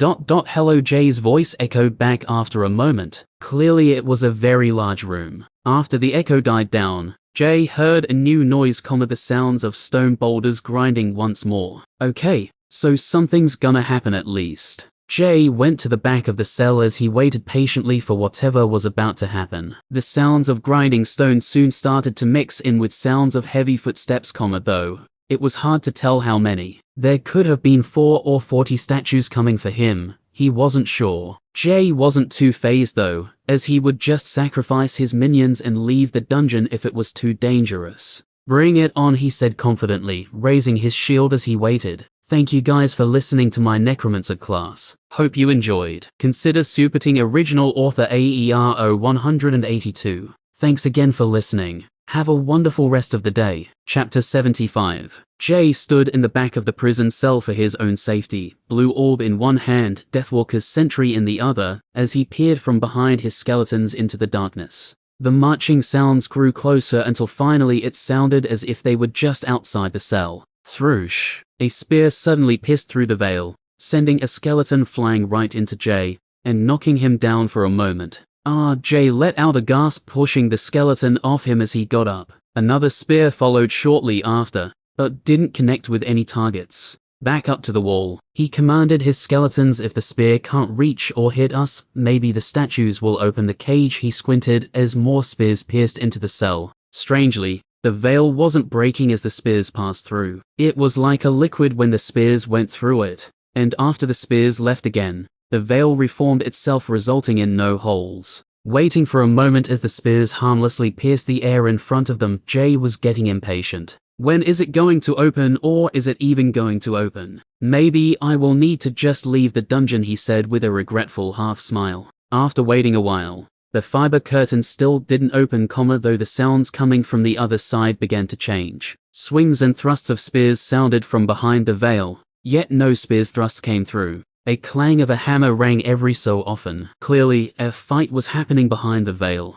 What the hell is happening out there to Jay? It sounded like a one-sided slaughter. Interesting, he continued to squint as he listened, trying to understand what was going on from the sounds he was hearing. In hardly any time at all, the spears stopped piercing the veil, and there was almost complete silence coming from the other side, except for a distinct single pair of footsteps, similar to the stone statues. They sounded like they had weight behind each step, but the sound was more like a fine shoe or high heels as opposed to a heavy boot thudding noise. Hello, Jay called out one more time, anticipating meeting a bigger threat. He was ready to leave the dungeon. A voice sounded from behind the veil. It was the ghostly sounding voice of an older woman. Hello, young one. Fear not, the statues are gone. You may approach. Jay didn't take a single step forward and stared blankly at the veil, as if to say, I'm not an idiot. Stepping forward would just make him a sitting duck. Cautious. Good. The woman's voice continued, young one, I see you are like us, at least some of us. Jay tilted his head to the side, still squinting from suspicion. I sense immortality in you. We still have our minds intact. Some of these men, the statues, they were hastily formed, a weak seal slowly leaking over time. This is as simple as I can describe it. For these ones, much of what they do is simply instinctual, having forgotten that they too were once human, relics of their former selves. Most humans forget that they're human too. Jay retorted with a single shoulder shrug, a glimmer of wisdom in his eyes. HMMH, the voice seemed to chuckle in its own way. This trap was not meant for you. Let me open it. Jay patiently waited a moment as the tiny fibers of the veil all retracted into the wall with a paper-tearing noise. Seeing what was on the other side, he subconsciously backed up for a moment, hitting the wall and raising his shield. Before him stood the statue of a slender, tall woman. It was a head higher than the statues he had been fighting and much more imposing. The armor seemed like a light armor variant, yet with detailed engravings, giving off a sense of royalty. In its hand was a large spear whose blade was tipped with black material, probably the same invulnerable type of material as the dungeon, thought Jay. The spear had a hammer built into the blade further down from the spearhead, similar to a halberd. It was a two-handed spear, but this statue obviously could use it one-handed as well, as the other hand of the statue had a stone hand which ended in long black claws. The face of the statue was covered with a black mask, though Jay could tell that it wasn't moving its mouth when it spoke. Jay stood in admiration of the magnificent creation before him, until it moved, and he recomposed himself. Gripping his hammer a little more tightly in case it would attack, the statue responded by speaking gently. Fear not, young one. A blue orb resonated as the voice spoke, a light coming from the throat of the statue. I won't harm you. No, I need your help.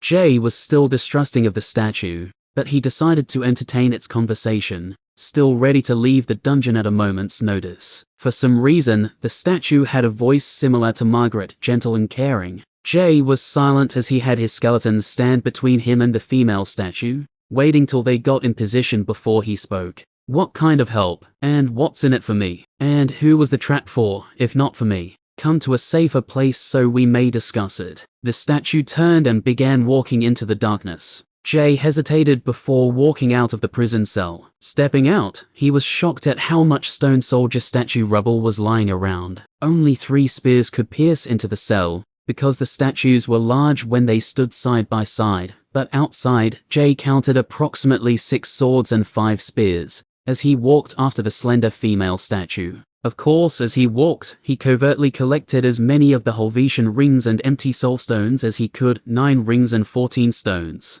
Unlike the pyramid above, this was more like a catacomb of sorts. There were many twists, turns, a bridge, rooms with pillars, and part of the trip was simply walking in darkness. This confirmed to Jay that the pyramids were bigger on the inside. It was like a dungeon within a dungeon. At one point, a stone soldier statue crossed their path, but the female statue effortlessly destroyed its head with a single swing of its hammer spear. Jay gripped his shield a little more firmly as he saw this, but didn't let his fear show before the statue. After some time of following, the statue spoke again as they came to a wall. It seemed like a completely flat, innocuous wall until it moved. We're here, young one. The wall slid down slowly with a grinding stone sound, and inside was what seemed like a banquet hall, made purely from black obsidian. At the end of a large black slab table was a small throne, which is where the statue went to sit down, after it laid its weapon down directly onto the table. Behind the throne was some diamond-shaped blocks of obsidian of different shapes and sizes,